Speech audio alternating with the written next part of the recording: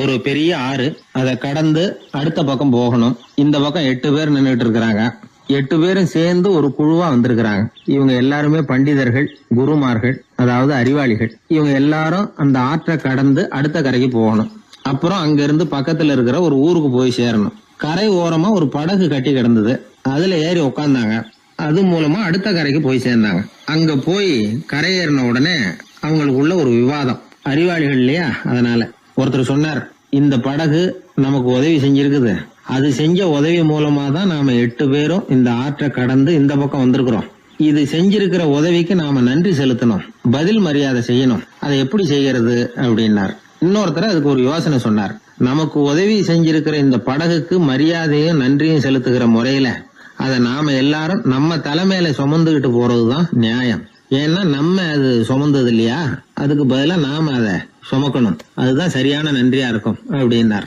இதுதான் சரியான யோசனைன்னு எல்லாரும் ஒத்துக்கிட்டாங்க. அவ்வளவுதான். உடனே அந்த படகை தூக்கி தலையில வச்சுக்கிட்டு 8 பேர் நடக்க ஆரம்பிச்சிட்டாங்க. அப்படியே அவங்க போக வேண்டிய கிராமத்துக்கு போய் சேர்ந்தாங்க. அந்த ஊர் மக்களுக்கு இது வேடிக்கையா இருந்தது. ஆச்சரியமா அவங்கள பார்த்தாங்க. ஏங்க எதுக்காக இப்படி செய்யறீங்க அப்படின்னு கேட்டிருக்கிறாங்க. படகுங்கிறது மனிதர்களை கரை சேர்க்கறதுக்காகத்தானே இருக்குது. நாம அதை எதுக்காக சுமக்கணும்? அதை ஆத்தங்கரையிலேயே விட்டுட்டு வந்திருக்கலாமே அப்படின்னாங்க. இதுக்கு அந்த 8 பேர்ல ஒருத்தர் சொன்னாராம், என்ன இப்படி சொல்றீங்க? உங்களுக்கு நன்றி உணர்வே கிடையாதா? நீங்க நன்றி கெட்டவங்களா இருக்கிறீங்க, நாங்க நன்றி உடையவர்களா இருக்கிறோம். நன்றி உடைமை அப்படின்னா என்னன்னு எங்களுக்கு தெரியும். அதனாலதான் எங்களை கரை சேர்த்த படகுக்கு நாங்க நன்றி செலுத்துறோம். இந்த படகு எப்பவும் எங்க தலைமையிலதான் இருக்கும் அப்படின்னார். இது புத்தர் சொன்ன ஒரு கதை. வழி இருக்கு பாருங்க, அதையே முடிவுன்னு நினைச்சு வாழ்நாள் பூரா புடிச்சுக்கிட்டு மனிதர்கள் துன்பப்படுறாங்க அப்படிங்கறது அவருடைய கருத்து. ஒரு மனிதன் ஜபம் பண்றான், வழிபாடு பண்றான், அது மூலமா ஒரு விழிப்புணர்வு கிடைச்சுட்டுதுன்னு வச்சுக்கோங்க. அதுக்கப்புறம் எதுக்கு அந்த ஜபமும் வழிபாடும்? தூக்கி எறிஞ்சிட வேண்டியதானே. ஆனா மனுஷன் அப்படி பண்றது இல்ல. வழிபாட்டையே லட்சியமா வச்சுக்கிட்டு அதையே கெட்டியா புடிச்சுக்குவான். அந்த ஜபத்துக்கு அவன் ஒரு கைதி ஆயிடுறான். அதனால அதை விட்டுட்டு அவனால வெளியில வர முடியல. வழிபாடு மூலமா சாதிச்சுடலாம் அப்படின்னு நினைக்கிறது தப்பு அப்படிங்கிறார் ஓஷோ. ஜபம்ங்கிறது ஒரு முள். காலில் குத்துன முள்ள எடுக்கிறதுக்கு இன்னொரு முள்ள பயன்படுத்துறோம். முள்ள எடுத்தாச்சு, அப்புறம் என்ன? 2 முள்ளையும் வீசி எறிஞ்சிட வேண்டியது தானே. 2 முள்ளுக்குமே இனிமே பிரயோஜனம் இல்லை. பழைய முள் இருந்த இடத்துல புதிய முள்ள குத்தி வச்சா வலிதான் தொடரும். அப்படி செய்யறவன் முட்டாள். ஆனா இப்படிப்பட்ட முட்டாள்களுக்கு உலகத்துல பஞ்சமே இல்லைங்கிறார் அவர். அதனால வழிபாடு, ஜபம் அப்படின்னு எல்லாம் சொல்றோமே, அதையெல்லாம் கூட விழிப்புணர்வோட பயன்படுத்தணும். நம்ம ஆள் ஒருத்தன், அவன் என்னன்னா காலில் ஒரு முள்ளை தைச்சுக்கிட்டான், இன்னொரு முள்ளால அதை எடுத்துக்கிட்டு இருக்கிறான். ரொம்ப நேரமா முயற்சி பண்ணிட்டு இருந்தான். கடைசியா அப்பாடா எடுத்தாச்சு அப்படின்னு சொல்லிவிட்டு மறுபடியும் முள் எடுக்க ஆரம்பிச்சான். என்னப்பா இது, அதுதான் முள்ள எடுத்துட்டிய, அதுக்கப்புறம் என்னத்துக்கு முயற்சி பண்ணிட்டு இருக்கிறேன்னு கேட்டாங்க. இதுக்கு அவன் சொல்றான், ஏற்கனவே தச்சிருந்த முள்ளை எப்பவோ எடுத்துட்டேன், அதை எடுக்கிறதுக்காக உபயோகப்படுத்திக்கிட்டு இருந்தேனே இன்னொரு முள்ளு, அது இப்போ உள்ள மாட்டிக்கிட்டு இருக்குது, அதனாலதான் மறுபடியும் முதல்ல இருந்து ஆரம்பிக்கிறேன் அப்படின்னா. இப்படி வாழ்க்கையில முதல்ல இருந்து ஆரம்பிக்கிறவர்களும் அதிகம், முதல்லயே இருந்துகிட்டு இருக்கிறவங்களும் அதிகம். வாழ்க்கையில படிப்படியா முன்னேறணும், வாழ்க்கையை புரிஞ்சுக்கிட்டு முன்னேறணும். அதுக்கு இந்த பெரியவர்கள் சொல்லுகிற தத்துவத்தை எல்லாம் சரியா புரிஞ்சுக்கிட்டு அது பிரகாரம் நாம நடக்கணும். ஒரு பெரிய இடத்து பொண்ணு நிறைய படிச்சிருக்கிறா, பட்டங்கள் எல்லாம் வாங்கியிருக்கிறா, வேலைக்கு எதுக்கும் போகல, அதுக்கு அவசியமும் இல்லை, வசதியான குடும்பம். அந்த பொண்ணுக்கு பொழுதுபோக்கு என்ன தெரியுமா? பத்திரிகை படிக்கிறது, தொலைக்காட்சி பார்க்கறது, வானொலி கேட்கறது, இதுதான் பொழுதுபோக்கு. முக்கியமா அதுல வர்ற விளம்பரங்களை கவனிக்கிறது. சந்தைக்கு ஏதாவது புதுசா பொருள் வந்திருந்தா உடனே காரை எடுத்துட்டு போக வேண்டியது, அதை வாங்கிட்டு வந்துட வேண்டியது. ஒரு நாள் அது மாதிரி ஒரு விளம்பரம் கண்ணில் பட்டது. புதுமையான சமையல் செய்யக்கூடிய சாதனம் ஒன்று வந்திருக்கிறதாக செய்தி. உடனே அதை வாங்கணும்னு ஆசை. வழக்கம் போல அன்னைக்கு சாயந்தரமே காரை எடுத்துட்டு புறப்பட்டா. பார்த்தா விலை அதிகம்தான், இருந்தாலும் அதை பத்தியெல்லாம் கவலைப்படல. அதிக விலை கொடுத்து அந்த சமையல் இயந்திரத்தை வாங்கிட்டு வந்துட்டா. ஒரு பெரிய அழகான அட்டைப்பெட்டிக்குள்ள அது இருந்தது. துண்டு துண்டு பாகங்களா அதுக்குள்ள அடுக்கி வைக்கப்பட்டிருந்தது. அதை ஒன்னோட ஒண்ணு சேர்த்து முழு இயந்திரமா ஆக்கிய வேண்டியது நம்ம வேலை. அதெல்லாம் எப்படி ஒண்ணு சேர்க்கறது? அதுக்காக ஒரு கையேடு அது உள்ளே வச்சிருக்கிறாங்க. அந்த பொண்ணு வீட்டுக்கு வந்தா அட்டைப்பூட்டியை பிரிச்சா, ஒவ்வொரு துண்டு பாகத்தை எடுத்து வெளியில வச்சா, பக்கத்துல அந்த விவர புத்தகத்தை வச்சுக்கிட்டா. அது பிரகாரம் அந்த பாகங்களை இணைச்சு பார்த்தா சரியா வரல. மறுபடியும் எல்லாத்தையும் பிரிச்சு பரப்பி வச்சுட்டு ஆரம்பத்துல இருந்து வர்றா, அப்பவும் சரியா வரல. சரி, நேரம் அந்த கடைக்கு போய் அங்கிருந்தே ஒரு ஆளை அழைச்சிட்டு வந்துருவோம் அப்படின்னு சொல்லி காரை எடுத்துட்டு அவ புறப்பட்டா. கடையில இருந்து ஒரு ஆளை கையோட அழைச்சிட்டு வந்தா. 2 பேரும் வந்து சேர்ந்தாங்க. அங்க அவங்களுக்காக ஒரு ஆச்சரியம் காத்துக்கிட்டு இருக்கு வீட்டுல. என்ன ஆச்சுன்னா, அந்த சமையல் இயந்திரம் அழகா கோக்க போட்டு அங்க இருக்குது. அது மட்டும் இல்ல, அதுல சமையல் வேலையும் நடந்துகிட்டு இருக்குது. யார் அதை பண்ணது? அவளுக்கு ஆச்சரியம். சமையல் வேலை செய்கிற பணிப்பெண் அங்க வந்தா. வேலை செய்யறவோ, நான் தான் அதை செஞ்சேன்னா. அந்த பொண்ணுக்கு படிக்க தெரியாது, பள்ளிக்கூடத்துக்கே போனதில்லை, சமைக்க தெரியும், அவ்வளவுதான். படிப்பறிவு இல்லாத காரணத்தினால அந்த குறிப்பு புத்தகத்தையும் அவளால படிச்சிருக்க முடியாது. எப்படி இதை பொருத்தின அப்படின்னு ரொம்ப ஆச்சரியமா கேட்டாவோ, அந்த விவரம் தெரியாத பொண்ணு, பணி பொண்ணு சொல்றா, படிப்பறிவு இல்லாத போது மூளையை பயன்படுத்த வேண்டிய கட்டாயம் ஏற்படுது, வேற ஒண்ணும் இல்லை அப்படின்னாலாம். படிப்பு மூலமா அறிவை சேகரிச்சுக்கலாம், புத்திசாலித்தனத்தை சேகரிக்க முடியாது. தகவல் அறிவுங்கிறது ஞானம் ஆகாது அப்படின்னு சொல்லுவாங்க. அதுதான் இதுல முக்கியம்.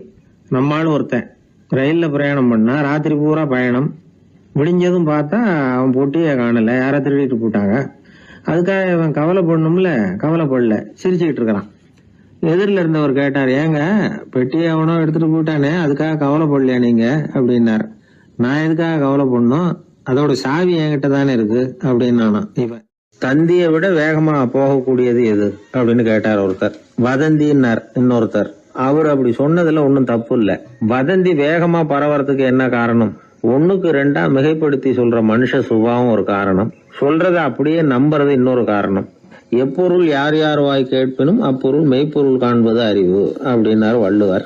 யாரு எதை சொன்னாலும் அதை அப்படியே நம்ப கூடாது, அறிவு வேலை செய்யணும். அதுல எந்த அளவுக்கு உண்மை இருக்குது அப்படின்னு கண்டுபிடிக்கணும். முக்கியமான பொறுப்புல உள்ளவங்களுக்கு எல்லாம் இது ரொம்ப முக்கியமா தேவைப்படுகிற ஒரு தகுதி. ஒரு நாட்டுல ஒரு சாதாரண ஆள் ஒருத்தன் இருந்தான். அவங்கிட்ட ஒரு கழுதை இருந்தது, ரொம்ப பிரியமா வளர்த்தான். அவனுக்கு அது ரொம்ப நெருக்கமான நண்பன். வேற மனுஷங்க யாரும் கிடைக்கல போல இருக்குது. அந்த கழுதைக்கு கந்தர்வசேனன் அப்படின்னு பேர் வச்சான். அந்த பேரை சொல்லிதான் அவன் அதை கூப்பிடுறது வழக்கம். அவ்வளவு பிரியமா வளர்த்த அந்த கழுதை ஒரு நாள் திடீர்னு செத்து போச்சு. எப்படி இருக்கும் அவனுக்கு? ரொம்ப சங்கடப்பட்டான், சாப்பிட கூட பிடிக்கல. அவனுக்கு முகத்தை முன்னு வச்சுக்கிட்டு அவன் பாட்டு உட்காந்துருக்கிறான். இந்த நேரம் பார்த்து அவனுக்கு வேண்டியப்பட்ட ஒருத்தன் அந்த பக்கமா வந்தான். அவனை பார்த்தான். ஏன்டா அப்படி உட்காந்துருக்கிற அப்படின்னு கேட்டான். கந்தர்வசேன செத்து விட்டதா சொல்லி குலுங்கி குலுங்கி அழ ஆரம்பிச்சுட்டான் இவன். கந்தர்வசேனன் யாருன்னு கேட்டான் இவன். அப்படி கேட்ட உடனே அவன் இன்னமும் சத்தம் போட்டு ஒவ்வொன்னு கத்த ஆரம்பிச்சுட்டான். துக்கம் அதிகமாயிட்டுது. அவன் அழற வேகத்தை பார்த்ததும், சரி கந்தர்வசேனன்கிறது முக்கியமான ஒரு பெரிய மனுஷன் போல இருக்கு அப்படின்னு இவன் முடிவு பண்ணிட்டான்.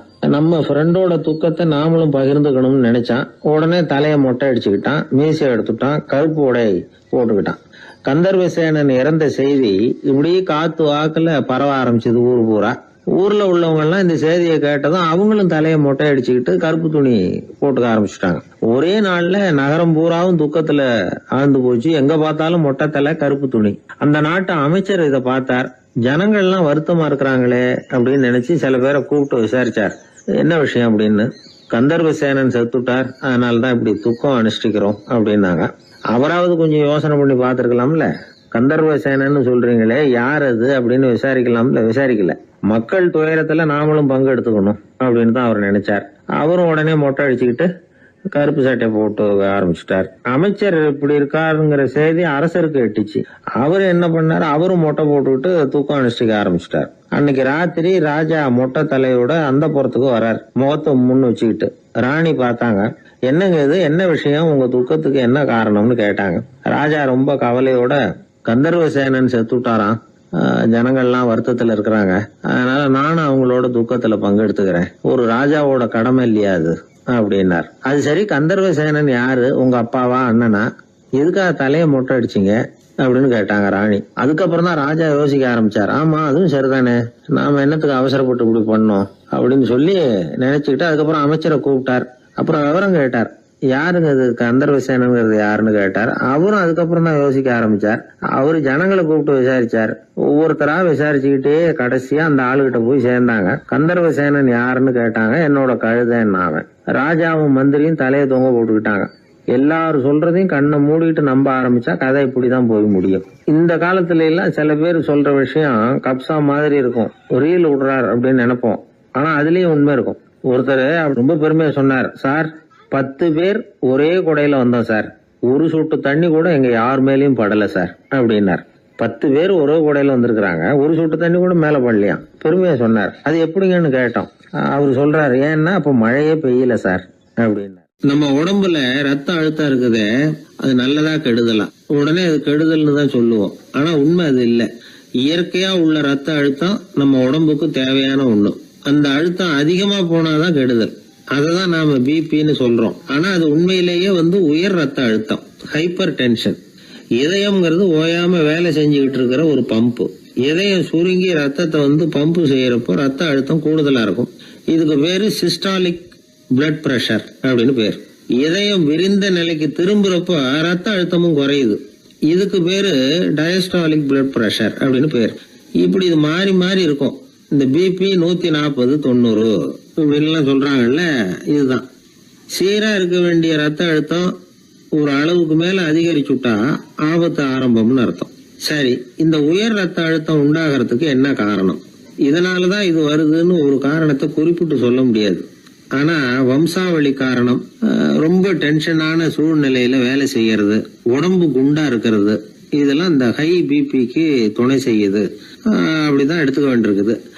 இது கிருமியினால ஏற்படுற வியாதி இல்ல, உடம்புல ஏற்படுற ஒரு பழுது, அவ்வளவுதான். இப்ப 40 வயசுக்கு மேலதான் பொதுவா இது பாதிக்கும். அதெல்லாம் சரி, ஒருத்தருக்கு உயர் ரத்த அழுத்தம் இருக்குது, அதை கட்டுப்படுத்துறதுக்கு வழி ஏதாவது உண்டா அப்படின்னா உண்டு. மருந்து கொடுத்தும் சரி பண்ணலாம். மருந்து இல்லாத சிகிச்சை முறைகளும் இருக்குது. இப்ப மருந்து சாப்பிடுறதுன்னா டாக்டர் கிட்ட போயிடலாம். அதுக்கு இப்ப சுமாரா 30 விதமான மருந்துகள் இருக்குதான். மருந்தோட உடல் கட்டுப்பாடும் மனக்கட்டுப்பாடும் சேர்ந்ததுன்னா ரொம்ப விசேஷம். அது இருக்கட்டும், மருந்து இல்லாம நாம செய்ய வேண்டியது என்ன, அதை தெரிஞ்சுக்குவோம். முதல்ல சீரான உடற்பயிற்சி, வாக்கிங் ரொம்ப நல்லது. மனசை அமைதிப்படுத்துறதுக்கு யோகாசனம், ஆழ்நிலை தியானம், இது மாதிரியான பயிற்சிகள் நல்லது. ஒரு காலத்துல யோகாசனம் பண்ணுங்க, தியானம் பண்ணுங்கன்னு சொன்னா ஒரு மாதிரியா பார்த்தாங்க. இப்ப மருத்துவ நிபுணர்களே அதெல்லாம் ரொம்ப அவசியம்தான் அப்படின்னு சொல்றாங்க. இன்னொரு அதிசய சிகிச்சை முறை இப்போ வழக்கத்துக்கு வந்திருக்குது. பயோ ஃபீட்பேக் அப்படின்னு பேர். மூளையின் அழுத்த அலைகளை பதிவு பண்ணி அதை மறுபடியும் உடம்புக்குள்ள செலுத்தி இந்த ரத்த அழுத்தத்தை சீராக்கி போடுறாங்க. சில பேருக்கு இந்த ஹை பிபி பார்டர் லைன்ல இருக்கும். அவங்களுக்கெல்லாம் மருந்துகள் அவசியம் இல்லை. வாழ்க்கை முறையில சில மாற்றங்களை பண்ணிக்கிட்டாவே போதும். பிஹேவியரல் மாடிஃபிகேஷன்ஸ் சொல்றாங்க. அது எப்படின்னா, பரபரப்பான வாழ்க்கை முறையை தவிர்க்கணும். புகைப்பிடிக்கிற பழக்கம், மது அருந்தும் பழக்கம், இதெல்லாம் இருந்தா விட்டுடணும். சாப்பாட்டுல உப்பை குறைக்கணும். கொழுப்பு சத்து ஆகாரங்களை குறைச்சிக்கணும். முடிஞ்சா விட்டுடலாம். குடும்பத்துல ஏற்கனவே யாருக்காவது ஹை பிபி இருந்தா சந்ததிகள் ஜாக்கிரதையா இருக்கணும். நடுத்தர வயசு அடைஞ்சவங்க அப்பப்ப அந்த பிபி செக் பண்ணிக்கிறது நல்லது. டாக்டர் சொல்றத நம்மள பல பேர் சரியாவே கேட்கறது இல்லை. அதனாலதான் இடைஞ்சல். ஒரு ஆளு பிபின்னு சொல்லி டாக்டர் கிட்ட போனான்.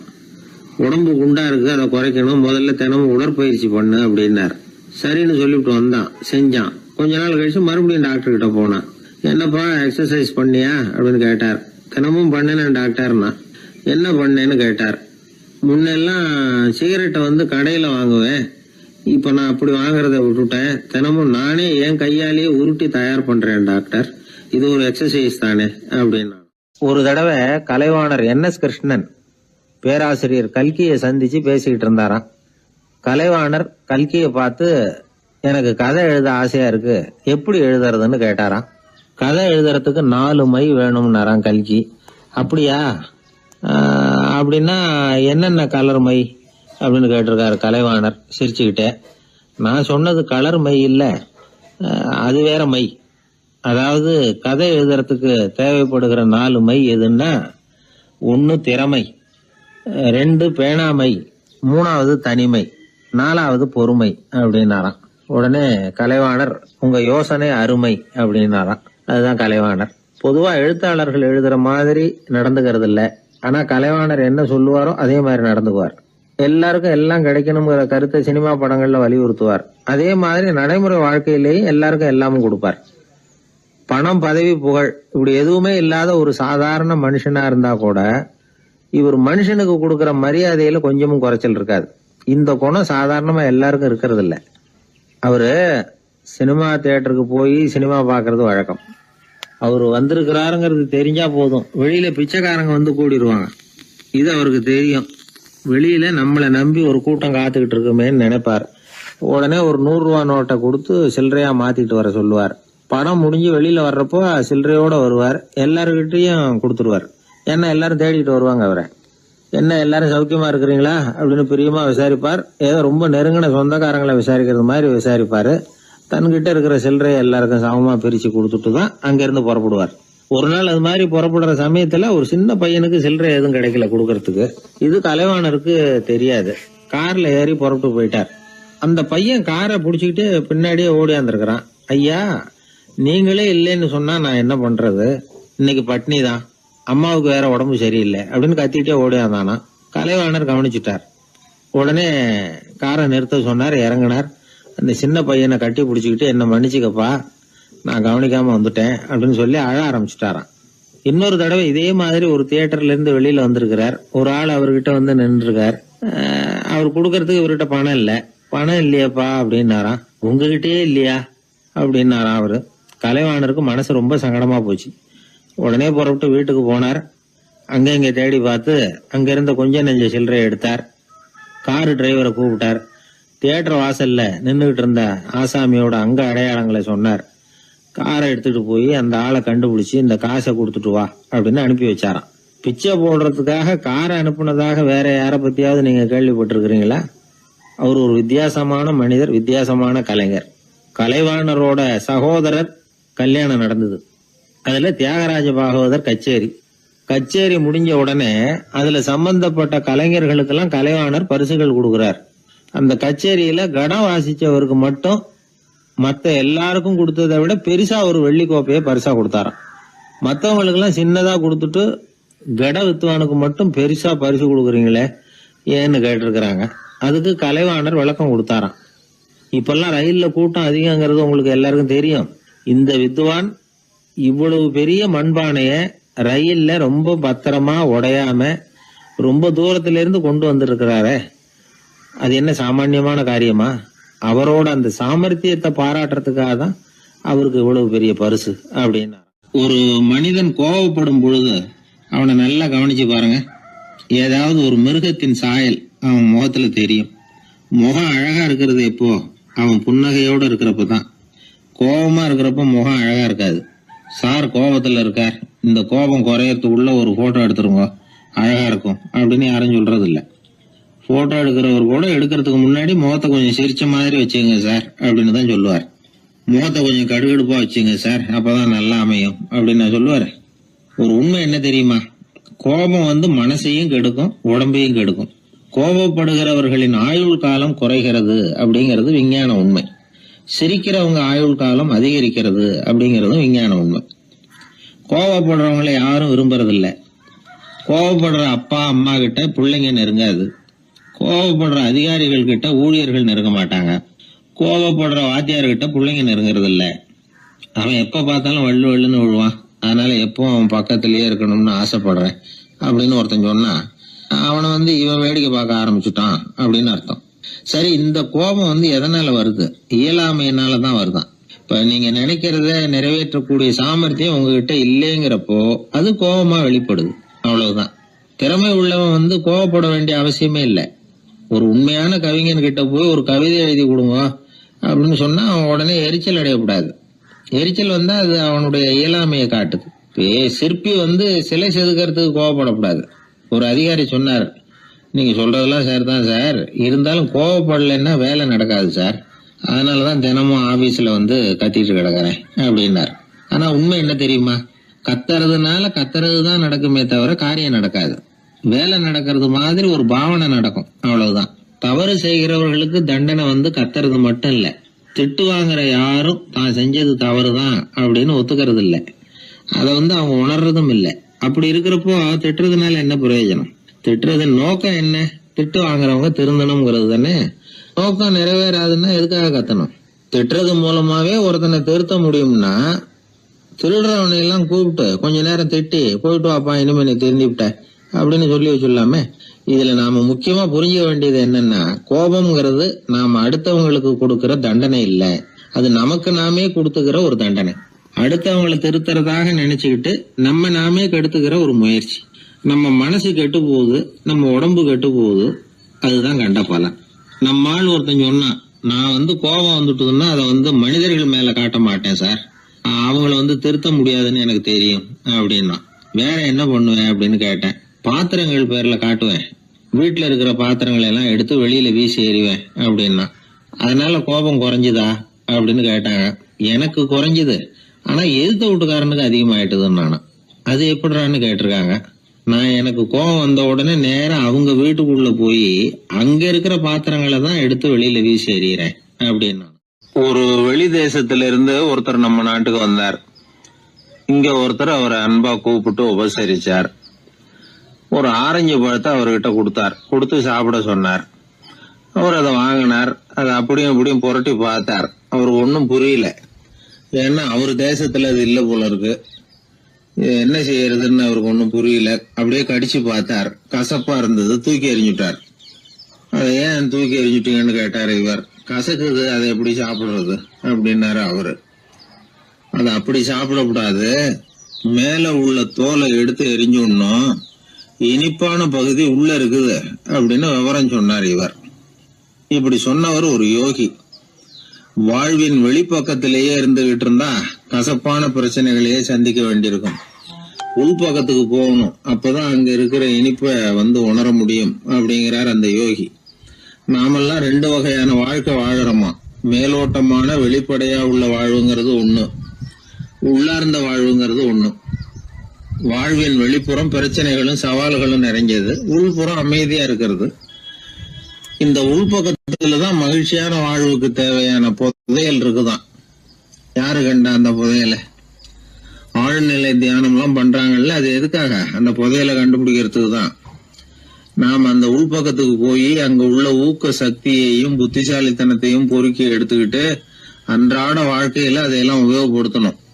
மனசு ஒரு குரங்கு மாதிரி அலையுதுங்கிறோம், அதை கட்டுப்படுத்த முடியலங்கிறோம். மனசு அலையிறது உண்மைதான். தேனி எதுக்காக அலையுது? தேனுக்காக அலையுது. அது மாதிரிதான் மனசும் அலையுது. மகிழ்ச்சி, சாந்தி இதுகளை தேடி அலையுது. மனசை உள்பக்கமா அலைய விடணும். மகிழ்ச்சியான வாழ்வுக்கு என்னென்ன தேவைங்கிறத இந்த யோகி சொல்றார். ஊக்கம், புத்திசாலித்தனம், அமைதி, சாந்தம். இது எல்லாம் நம்ம கிட்ட நமக்குள்ளேயே இருக்குது. அதனாலதான் சொர்க்கம் நமக்குள்ளே இருக்குன்னு சொல்றது. புதையல நமக்குள்ளேயே வச்சுக்கிட்டு அதை தேடி புலம்பிக்கிட்டு இருக்கிறது ரொம்ப வேடிக்கைங்கிறார் அவர். இதெல்லாம் கேட்கறப்போ உங்கள பல பேருக்கு கோபம் கூட வரலாம். என்ன சார் இது, இன்று ஒரு தகவல்ல ஏதாவது உபயோகமா சொல்லுவீங்கன்னு பார்த்தா என்னமோ தத்துவம் எல்லாம் பேசிக்கிட்டு இருக்கிறீங்களேன்னு நினைக்கலாம் நீங்க. இதுவும் உபயோகமான விஷயம்தான். நாம தியானம் அது இதுன்னு எதுவும் பண்ணலன்னா கூட மனசுல அழுத்தமோ இறுக்கமோ இல்லாம எப்பவும் சந்தோஷமா இருக்கிறதுக்கு பழகிட்டா அதுவே போதும். ஏன்னா மன இறுக்கத்தினாலேயே ஏகப்பட்ட நோய்கள் வருதான். பெருவாரியான உடம்பு கோளாறுகளுக்கு வாழ்க்கையின் விரக்தியாலேயும் தோல்விகளாலேயும் ஏற்படுற மன இறுக்கம்தான் காரணம்ங்கிறது மருத்துவ ஆராய்ச்சி முடிவு. நான் இறுக்கம் இல்லாம இருக்கிறதுக்கு தான் பிரியப்படுறேன், இந்த சமூகம் அதுக்கு இடம் கொடுக்கலையே, என்ன பண்றது அப்படிங்கிறது சில பேரோட கேள்வி. இந்த சமூகத்தை சரி செய்ய வேண்டியதும் நாம தான், நம்மளை சரி பண்ணிக்க வேண்டியதும் நாம தான். நான் சரியா இருக்கிறேன், சமூகம் சரியில்லைன்னு அதை ஒதுக்கி பிரயோஜனம் இல்லை. ஒரு குடும்பஸ்தர், அவர் மனசுல எப்பவும் டென்ஷன். அவர் டென்ஷன் இல்லாம இருக்கிறதுக்கு பழகிக்கிட்டார். அதுக்கப்புறமா அவர் சொல்லுவார், நான் ஒன்னும் ஆழ்நிலை தியானம்லாம் பண்ணல, இருந்தாலும் என் மனசு எப்பவும் அமைதியா தான் இருக்குது.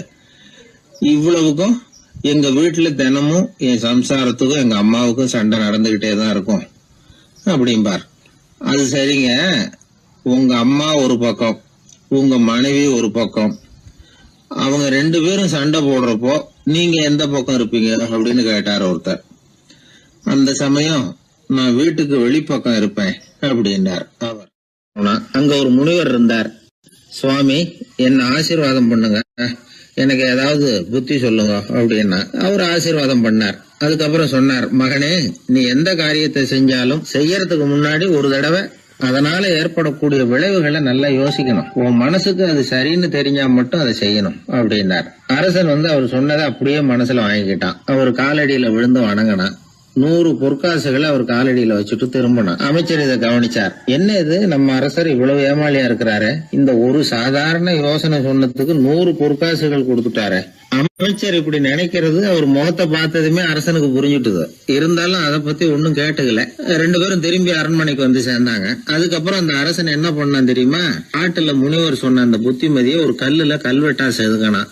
தன்னுடைய அறையில எல்லாரும் கண்ணிலையும் படும்படியாக அப்படி ஒரு இடத்துல பதிச்சு எல்லாரும் பாக்குறது மாதிரி பண்ணிவிட்டான். இப்போ அந்த அமைச்சருக்கு ஆச்சரியம், என்ன இது, நம்ம மன்னருடைய அறியாமையை புரிஞ்சுக்கவே முடியலையே, இத போய் கல்லுல செதுக்கி வைக்கணுமா, பேர்பட்ட அறிவுரையா இது அப்படின்னு நினைச்சார். கொஞ்ச நாள் ஆச்சு. ஒரு நாள் அந்த மன்னருக்கு கடுமையான வயிற்று வலி. உடனே அரண்மனை வைத்தியரை கூப்பிட்டார். அவர் வந்து சேர்ந்தார். மன்னரை சோதிச்சு பார்த்தார். கொஞ்ச நேரம் இப்படியே படுத்துருங்க, நான் எங்க வீட்டுக்கு போய் இதுக்கு பொருத்தமா ஒரு மருந்து தயார் பண்ணிட்டு வரேன் அப்படின்னு சொல்லிட்டு ஓடினார். மருந்தோட திரும்பி அவர் வந்த சமயத்துல மன்னர் ஒரு கட்டில்ல கண்மூடி படுத்திருக்கிறார். பக்கத்துல யாரும் இல்ல. வைத்தியர் வந்தார். ஒரு சின்ன கோப்பையில கொஞ்சம் மருந்த ஊத்தினார். அப்படியே அங்க சுத்தி முத்தி பார்த்தார். ஏதோ ஒரு பொடியை வந்து அதுல கலந்தார். கலந்து எடுத்துக்கிட்டு மன்னரை நெருங்கினார். கொஞ்சம் யோசனை பண்ணார். அப்புறம் திரும்பி போனாரு. கையில இருந்த மருந்து அப்படியே கீழே கொட்டிட்டு வந்தார். அந்த கோப்பையை நல்லா கழுவி சுத்தம் பண்ணிவிட்டு மறுபடியும் கொஞ்சம் மருந்தை ஊத்திட்டு வந்தார். அதுக்கப்புறம் மன்னா அப்படின்னு சொல்லி மெதுவா கூப்பிட்டாரு. இவர் எழுந்திருச்சார். அப்புறம் இவர் சொன்னார், மன்னர் வைத்தியரே, நான் வந்து கண்ணை மூடிக்கிட்டு இருந்தாலும் அப்பப்ப கவனிச்சுக்கிட்டு தான் இருந்தேன். முதல்ல எதையோ கலந்தீங்க, அப்புறம் அதை கொட்டிவிட்டு வேற என்ன விஷயம், உண்மையை சொல்லுங்க அப்படின்னு மிரட்டினார். வைத்தியர் மிரண்டு போட்டார். அவரு மன்னருடைய காலில் விழுந்தாரு. அதுக்கப்புறம் உண்மையை சொன்னார். மகாராஜா, உங்களுடைய படை தளபதி உங்களை கொல்றதுக்காக சதி பண்ணார். விஷம் கலந்து கொடுக்கும்படியாக சொன்னார். வெகுமதி நிறைய தர்றேன்னார். நானும் சரின்னு சொல்லிவிட்டு இங்க வந்தேன். அவர் கொடுத்த விஷப்பொடிய மருந்துல கலந்தேன். எடுத்துக்கிட்டு உங்ககிட்ட வந்தப்போ எதிரில நீங்க வச்சிருக்கிற அந்த கல்வெட்டு வாசகம் கண்ணுல போட்டது. எந்த காரியத்தை செஞ்சாலும் அதோட விளைவுகளை பத்தி யோசிக்க சொல்லிச்சு அந்த வாசகம். யோசனை பண்ணுனேன், என் உயிருக்கே ஆபத்துங்கிறத புரிஞ்சுக்கிட்டேன். உடனே திரும்பி போய் அதை கொட்டி கழுவி விட்டு வேற நல்ல மருந்தா ஊத்திக்கிட்டு வர்றேன் அப்படின்னார். இப்ப அந்த மன்னர் அமைச்சரை கூப்பிட்டார். பாத்தீங்களா, இந்த புத்திமதிய அன்னைக்கு நீங்க அலட்சியமா நினைச்சீங்க, இன்னைக்கு அதுதான் என் உயிரை காப்பாத்தி இருக்குது அப்படின்னார். அமைச்சர் தலையை குனிஞ்சுக்கிட்டாராம். அதனால பெரியவர்கள் நமக்கு சொல்ற புத்திமதி சாதாரணமா தான் தெரியும். அதுக்காக நாம வந்து அதை அலட்சியம் பண்ணிடக்கூடாது. இந்த காலத்துல ஒருத்தன் ஒரு சாமியார் கிட்ட போனா ஒரு 1000 ரூபாய அவர் காலடியில வச்சுட்டு திரும்பி வந்தான். எதுக்கு அதுன்னு கேட்டேன். இன்னைக்கு நான் இந்த அளவுக்கு நல்லபடியா இருக்கிறதுக்கு அவர் தான் காரணம். ஏற்கனவே ஒரு தடவை இவர்கிட்ட வந்து புத்தி சொல்லுங்கன்னு கேட்டேன், மாட்டேன்னு விட்டார். அன்னைக்கு அவர் ஏதாவது எனக்கு புத்தி சொல்லி நான் அது பிரகாரம் நடந்திருந்தேன்னா இன்னைக்கு நான் வீணா போயிருப்பேன். அதுக்காக ஒரு நன்றியை தெரிவிக்கிறதுக்காக தான் இன்னைக்கு வந்தேன், இந்த காணிக்கையை செலுத்துறேன் அப்படின்னு சொல்லிவிட்டு அவன் பாட்டு தெருவில் இறங்கி நடந்து போனான். உழைப்பும் நேர்மையும் உயர்வதற்கு வழிகள். அதை விட்டுட்டு உட்கார்ந்த இடத்துல இருந்துகிட்டே உயர போகணும் அப்படின்னு ஆசைப்படக்கூடாது. பல பேர் அப்படிதான் கற்பனை பண்றாங்க. அந்த கற்பனையிலேயே பாதி வாழ்க்கை ஓடி போடுது. உழைப்புங்கிற வழியையும் நேர்மைங்கிற வழியையும் ஒதுக்கிவிட்டு குறுக்கு வழியில ஓட நினைக்கிறவங்க குப்புற விழுந்துடுறாங்க. எந்த தொழிலை நாம செய்தாலும் சரி, அந்த தொழிலுக்குரிய பெருமையை நாம புரிஞ்சுக்கிட்டு அதுல ஈடுபடணும். அப்படி இல்லாம என்ன சார் பொழப்புது, இந்த தொழிலை மனுஷன் செய்வானா அப்படி புலம்பிக்கிட்டு இந்த தொழிலையே செஞ்சுக்கிட்டு இருக்கிறவங்க நம்மள பல பேர் உண்டு. செய்யும் தொழிலே தெய்வம் அப்படின்னு சொல்றாங்கல்ல, அப்படி சொல்றது எதுக்காக? அந்த அளவுக்கு அதுல ஒரு ஈடுபாடு வேணுங்கிறதுக்காக தான். ஒரு பெரிய மலைப்பகுதி, அந்த மலை அடிவாரத்துல ஒரு சிற்பி உட்காந்து ஒரு சிலையை வடிச்சுக்கிட்டு இருக்கிறான். கையில ஒரு சின்ன உளிய வச்சுக்கிட்டு ஒரு பெரிய கருங்கல் பாறையை கொஞ்சம் கொஞ்சமா உடைச்சுக்கிட்டு இருக்கான். ஒரு சிற்பத்தை வடிக்கிறதுங்கிறது அவ்வளவு உன்னதமான ஒரு தொழிலா? எல்லாராலையும் முடியுமா அது? அப்படி இருந்தும் அந்த சிற்பிக்கு மன நிறைவில்லை. அவன் நினைக்கிறான், இந்த கடுமையான வெயில்ல உட்கார்ந்து வேலை செய்யறது எவ்வளவு கஷ்டம். நாம ஒரு சிற்பியா இருக்கிறதுனால தானே சூரியன் கடுமையான வெப்ப கதிர்களை நம்ம மேல வீசுறான். நாமளே அந்த சூரியனா இருந்துட்டா இந்த கஷ்டம் இருக்காதே. நம்மளை கஷ்டப்படுத்துறவன் நம்மளை விட வலிமை உள்ளவன், அதனால நாம அவனா மாறி விடுறதுதான் நல்லது அப்படின்னு அந்த சிற்பி யோசனை பண்ணான். அவன் எண்ணம் உடனே நிறைவேறிட்டுது. இயற்கைங்கிற மாபெரும் சக்தி அவனை ஒரு சூரியனா மாத்தி விட்டுது. சிற்பி இப்போ ஒரு சூரியனா மாறினான். இனிமே இந்த உலகத்துல நம்மளை விட வலிமை உள்ளவன் வேற யாரும் கிடையாது அப்படின்னு நினைக்க ஆரம்பிச்சுட்டான். அவனுக்கு மகிழ்ச்சியா இருந்தது. அந்த மகிழ்ச்சி அதிக நேரம் நீடிக்கல. ஏன்னா கொஞ்ச நேரத்துல ஆகாயத்துல கரிய மழை மேகங்கள் அப்படியே சூழ்ந்து வந்தது. சூழ்ந்து வந்த மேகங்கள் சூரியனை மறைக்க ஆரம்பிச்சது. இப்போ சூரியனா இருந்த அந்த சிற்பி நினைச்சு பாக்குறான், என்ன இது, என்னையே இந்த மேகம் மூடி மறைக்குதுன்னா அது என்னை விட பெரிய ஆளாதான் இருக்கணும். அதனால இனிமே நாம சூரியனா இருக்கக்கூடாது, நாம மேகமா தான் இருக்கணும், அதுதான் கௌரவம் அப்படின்னு நினைக்க ஆரம்பிச்சிட்டான். இப்பவும் பாருங்க, இயற்கை அவனுடைய ஆசைய நிறைவேற்றி வச்சது. சூரியனா இருந்த சிற்பி மேகமா மாறினான். வான வீதியில அப்படி உல்லாசமா வர ஆரம்பிச்சான். அந்த உல்லாசமும் அதிக நேரம் நீடிக்கல. எதிரில் பார்த்தா பிரம்மாண்டமான மலைகள் வழியை அடைச்சிட்டு நிக்குது. வேகமா வந்த மேகம் மலையில மோதிக்கிட்டுது. அந்த மலையை தாண்டி அப்பால செல்ல முடியல. இப்போ அந்த மேகம் நினைக்குது, நாம எந்த தடையும் இல்லாம அந்த இடத்துல மிதந்து வர்றோம். நம்மையே போக விடாம தடுக்குதுன்னா அந்த மலைக்கு எப்பேற்பட்ட வலிமை இருக்கணும்.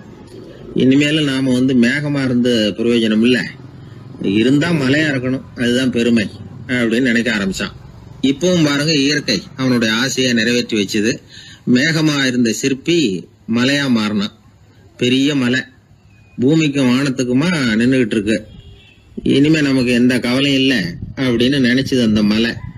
இப்படி நினைச்சுக்கிட்டு இருந்த வேளையில அந்த மலையோட காலடியில அடிவாரத்துல ஏதோ சத்தம் கேட்டது. என்ன சத்தம் இது அப்படின்னு சொல்லி அந்த மலை மெதுவா குனிஞ்சு பார்த்துதான்.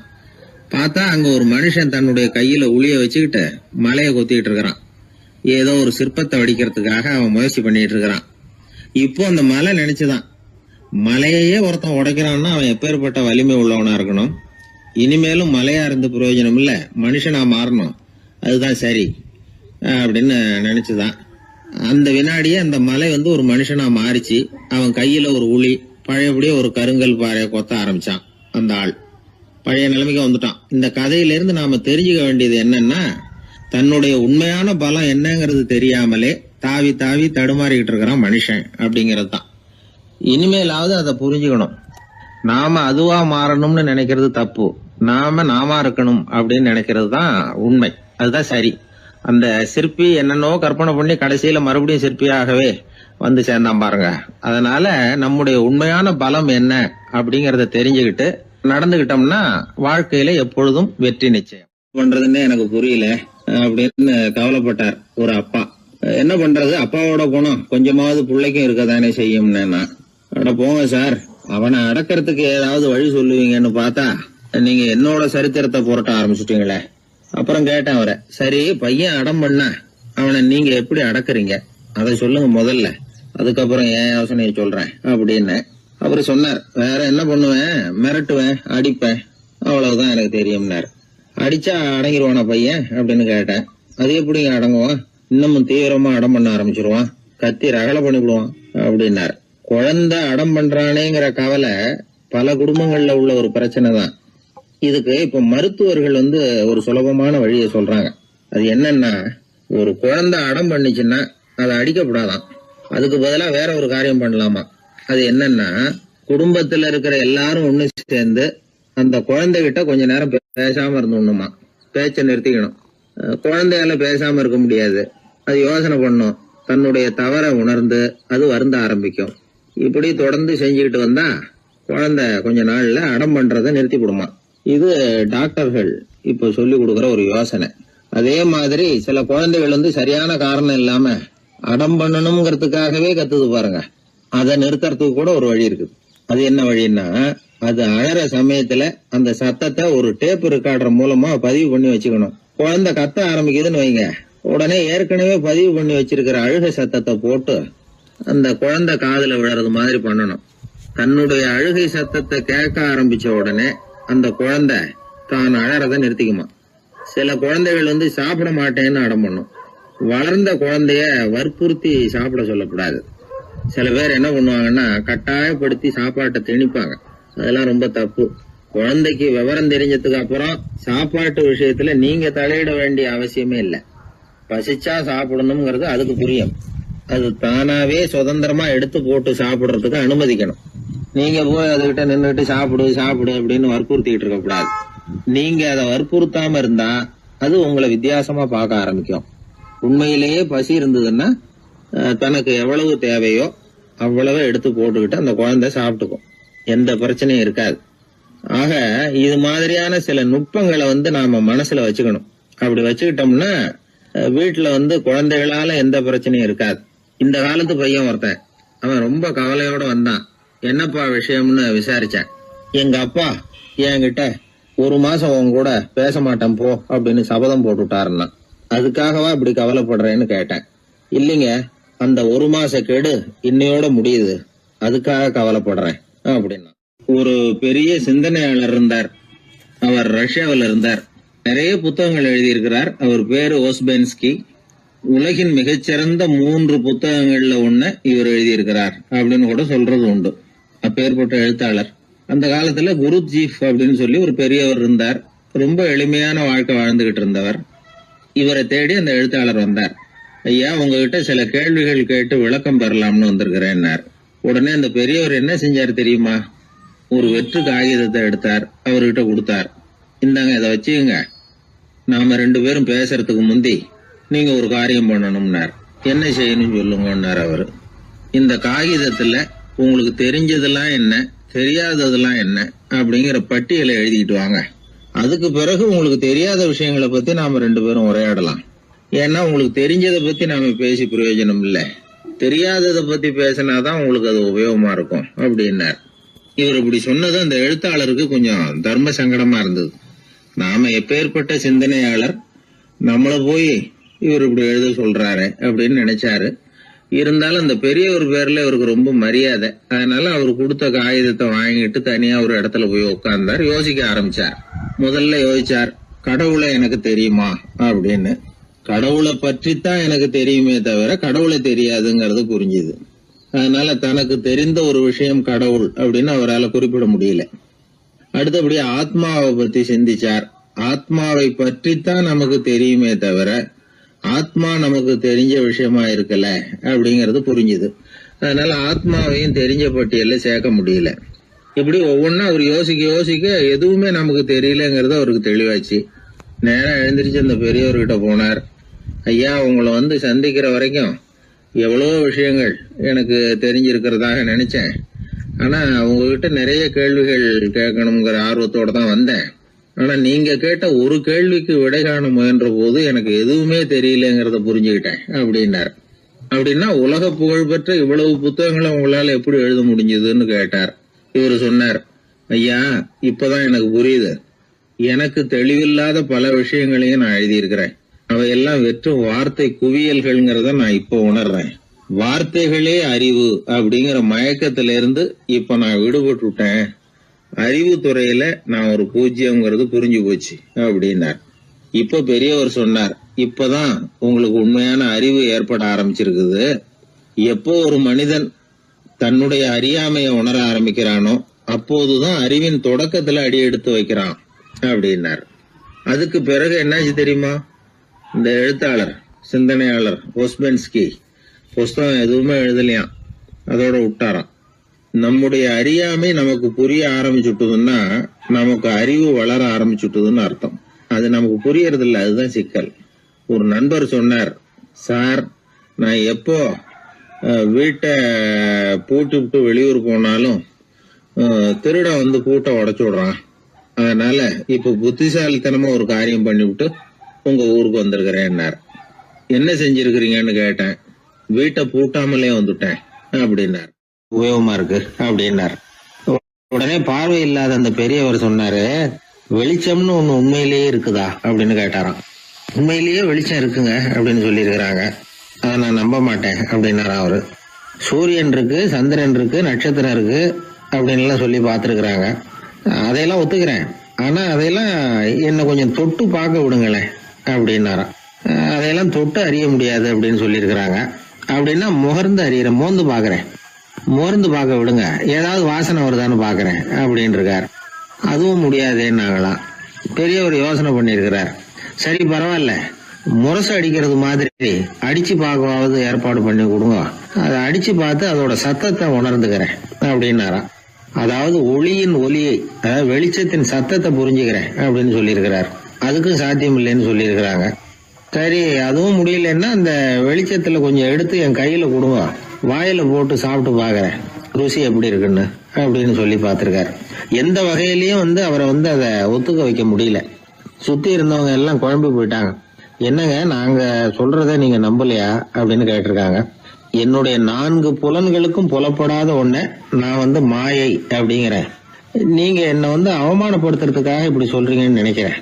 ஏதோ உங்களுக்கு எல்லாம் பார்வைன்னு ஒண்ணு இருக்கிறதாகவும் அது எனக்கு இல்லைங்கிறதாகவும் சொல்லி என்ன நீங்க அவமதிக்கிறீங்க அப்படின்னார். தர்க்க சாஸ்திரத்துல மேதையான அந்த பெரியவர். சுத்தி இருந்தவங்க பார்த்தாங்க, வெளிச்சம் இருக்குங்கிறத இவர் நம்பணும், இவரை நம்ப வைக்கணும் அப்படின்னா அது புத்தரால தான் முடியும் அப்படின்னாராம் ஒருத்தர். சரி அவர்கிட்டயே போவோம் அப்படின்னு சொல்லி எல்லாரும் அவர்கிட்ட போய் சேர்ந்தாங்க. விவரத்தை சொன்னாங்க. புத்தர் சிரிச்சாராம். எப்படிப்பட்டதுன்னு நான் நினைக்கிறேனோ, அதாவது உண்மை, அப்படித்தான் அவரும் நினைக்கிறார். எதையும் அனுபவபூர்வமா உணர்ந்தாதான் நம்ப முடியும். ஒளிய அனுபவித்து அறியாத வரையில அது இருக்கிறதா இல்லையா அப்படிங்கிற கேள்விக்கு இடம் கிடையாது. அதனால அவரு அதை நம்பாததும் சரிதான் அப்படின்னு சொன்னாராம் புத்தர். அதுக்கப்புறம் சொல்லியிருக்கார், உங்களை குணப்படுத்தி கொள்ளலாம், உங்களுக்கு தேவை ஞானி கிடையாது, உங்களுக்கு தேவை மருத்துவர் அப்படின்னாரா. ஒரு டாக்டர் கிட்ட அழைச்சிட்டு போயிருக்கிறாங்க. பார்வை கிடைச்சிட்டுது. வெளிச்சத்தை கண்டதும் அவர் மகிழ்ச்சி அடைஞ்சார். புத்தரை வணங்கினார். நான் வாதம் பண்ணேன், நீங்க எதிர்வாதம் பண்ணல, என்னுடைய பிரச்சனை மருத்துவரால் தான் தீரும் அப்படின்னு சொல்லி எனக்கு பார்வை கிடைக்க செஞ்சீங்க அப்படின்னாராம். மனித குலத்துல ரொம்ப அதிகமானவர்கள் நிலைமை இப்படித்தான். கண்ணை மூடிக்கிட்டு அதை சரின்னு ஒருத்தர் வலியுறுத்தி சொல்லிட்டு இருந்தா அவருக்கு உதவுறது அப்படிங்கிறது முடியாத காரியம். இந்த காலத்துல சில பேர் கண்களை திறந்துகிட்டே சில காரியங்கள் பண்ணுவாங்க. அது தப்புன்னு அவங்களுக்கு பின்னாடி தான் புரியும். ஒருத்தர் தன்னுடைய வலது காலில் கட்டு போட்டுக்கிட்டு அப்படி வந்தார். என்ன ஆச்சுன்னு விசாரிச்சாங்க. எங்க வீட்டு கண்ணாடி ஜன்னல்களை வெளிப்பக்கமா இருந்து சுத்தப்படுத்திக்கிட்டு இருந்தேன், சரியா தொடச்சிக்கிட்டு இருக்கோமா அப்படின்னு கொஞ்சம் பின்னாடி தள்ளி நின்று பார்த்தேன் அப்படின்னார். அதுக்கும் உங்க கால் உடைஞ்சதுக்கும் என்ன சம்பந்தம்னு கேட்டாங்க. நான் குடியிருந்தது 4வது மாடியாச்சே அப்படின்னாராம். ஊர்ல ஒரு மன்னர் இருந்தார். அவரு பக்கத்து தேசத்து மேல படையெடுக்கணும்னு நினைச்சுக்கிட்டு இருந்தார். அதையும் தன்னுடைய நாட்டோட சேர்த்துக்கணுங்கிற ஆசை. எப்போ படையெடுக்கலாம்னு யோசிச்சுக்கிட்டு இருந்தார். இப்படி யோசிச்சுக்கிட்டு இருந்த சமயத்துல ஒரு பெரியவர் அவரை தேடிட்டு வந்தார். அவர் அடிக்கடி வருவார், அவர்கிட்ட பேசிக்கிட்டு இருப்பார். இப்போ அப்படித்தான் வந்தார். என்ன மன்னா யோசனைன்னாரு. இவர் தன்னுடைய யோசனையை சொன்னார். இந்த சமயத்துல மன்னருக்கு தாகம் எடுத்தது, தண்ணி குடிக்கணும் போல இருந்தது. உடனே அங்க இருந்த ஒரு அரண்மனை பணியாளரை கூப்பிட்டார். போய் கொஞ்சம் தண்ணி கொண்டு வாப்பா அப்படின்னார். அந்த பணியாளர் போனார். ஒரு கோலையில தண்ணி கொண்டு வந்தார். ராஜா கிட்ட நீட்டினார். ராஜா அதை வாங்கி குடிக்கிறதுக்காக வாய்கிட்ட கொண்டுட்டு போனார். அந்த நேரம் பார்த்து மன்னா கொஞ்சம் பொறுங்கன்னார் இந்த பெரியவர். ஆவலோட குடிக்க போன மன்னர் அப்படியே நிறுத்திக்கிட்டு பெரியவரை பார்த்தார். இப்ப அந்த பெரியவர் சொன்னார், மன்னா இப்ப உங்களை விட வலிமை உள்ள ஒரு சக்தி உங்களுக்கு தண்ணி கொடுக்க மறுத்துடுதுன்னு வைங்க, உங்களை குடிக்க விடாம தடுத்துடுது அப்படின்னா இப்ப இந்த ஒரு கோவள தண்ணீரை என்ன விலை கொடுத்து வாங்குவீங்க அப்படின்னு கேட்டார். இப்ப எனக்கு இருக்கிற தாகத்துக்கு என்னுடைய அரசாங்கத்துல பாதியையாவது கொடுத்து இந்த தண்ணியை வாங்கறதுக்கு தயங்க மாட்டேன்னார் அவர். சரி இப்ப அந்த தண்ணியை குடிங்கன்னார் பெரியவர். மன்னர் ஆவலோட அந்த தண்ணியை குடிச்சு முடிச்சார். அதுக்கப்புறம் கொஞ்ச நேரம் தன்னுடைய படையெடுப்பு பத்தி சொல்லிட்டு இருந்தார். கொஞ்ச நேரம் கழிச்சு மறுபடியும் இந்த பெரியவர் கேட்டார், மன்னா இப்போ நீங்க ஒரு கோவள தண்ணீரை குடிச்சு முடிச்சிட்டீங்க.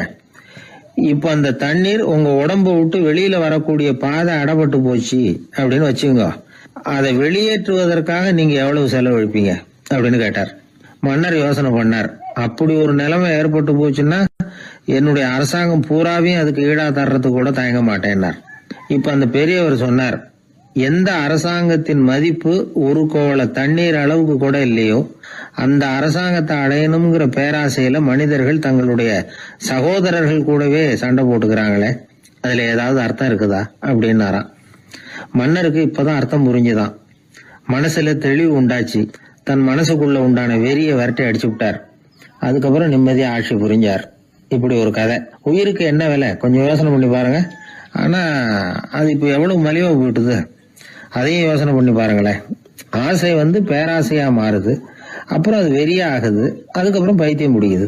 இந்த காலத்து மனிதர்களுக்கு 2 விதமான பைத்தியம் பிடிச்சிருக்கிறதாக ஒரு பெரியவர் சொல்றார். ஒன்னு பணம், இன்னொன்னு அதிகாரம். இதெல்லாம் எவ்வளவு காலத்துக்கு நீடிக்கும்? ஒரு சர்வாதிகார நாட்டுல 3 பேர் ஜெயில இருட்டு அறையில பேசிக்கிட்டு இருக்கிறாங்க. நீ எப்படி இந்த ஜெயிலுக்கு வந்த அப்படின்னு ஒருத்தர் கேட்டாராம். இந்த நாட்டு ராஜாவை ஆதரிச்சு நான் பிரச்சாரம் பண்ணினேன், அதனால கூட்டத்துல தகராறு வந்துட்டுது, கலவரமா போச்சு, அதுக்கு நான் தான் காரணம்னு அரெஸ்ட் பண்ணி இங்க கொண்டாந்து போட்டாங்க அப்படின்னாராம் அவரு. சரி நீ எப்படி இங்க வந்த அப்படின்னு இன்னொருத்தரை பார்த்து கேட்டிருக்காரு. நான் இந்த நாட்டு ராஜாவை எதிர்த்து பிரச்சாரம் பண்ணேன், அதனால கலவரம், அரெஸ்ட் பண்ணி கொண்டாந்து போட்டாங்கன்னார். சரிப்பா நீ எப்படி அங்க வந்த அப்படின்னு 3வது ஆளை பார்த்து இவங்க கேட்டாங்களாம். இதுக்கு அந்த ஆள் மெதுவா வெளிச்சத்துக்கு நான் தான் இந்த நாட்டு ராஜா அப்படின்னாராம்.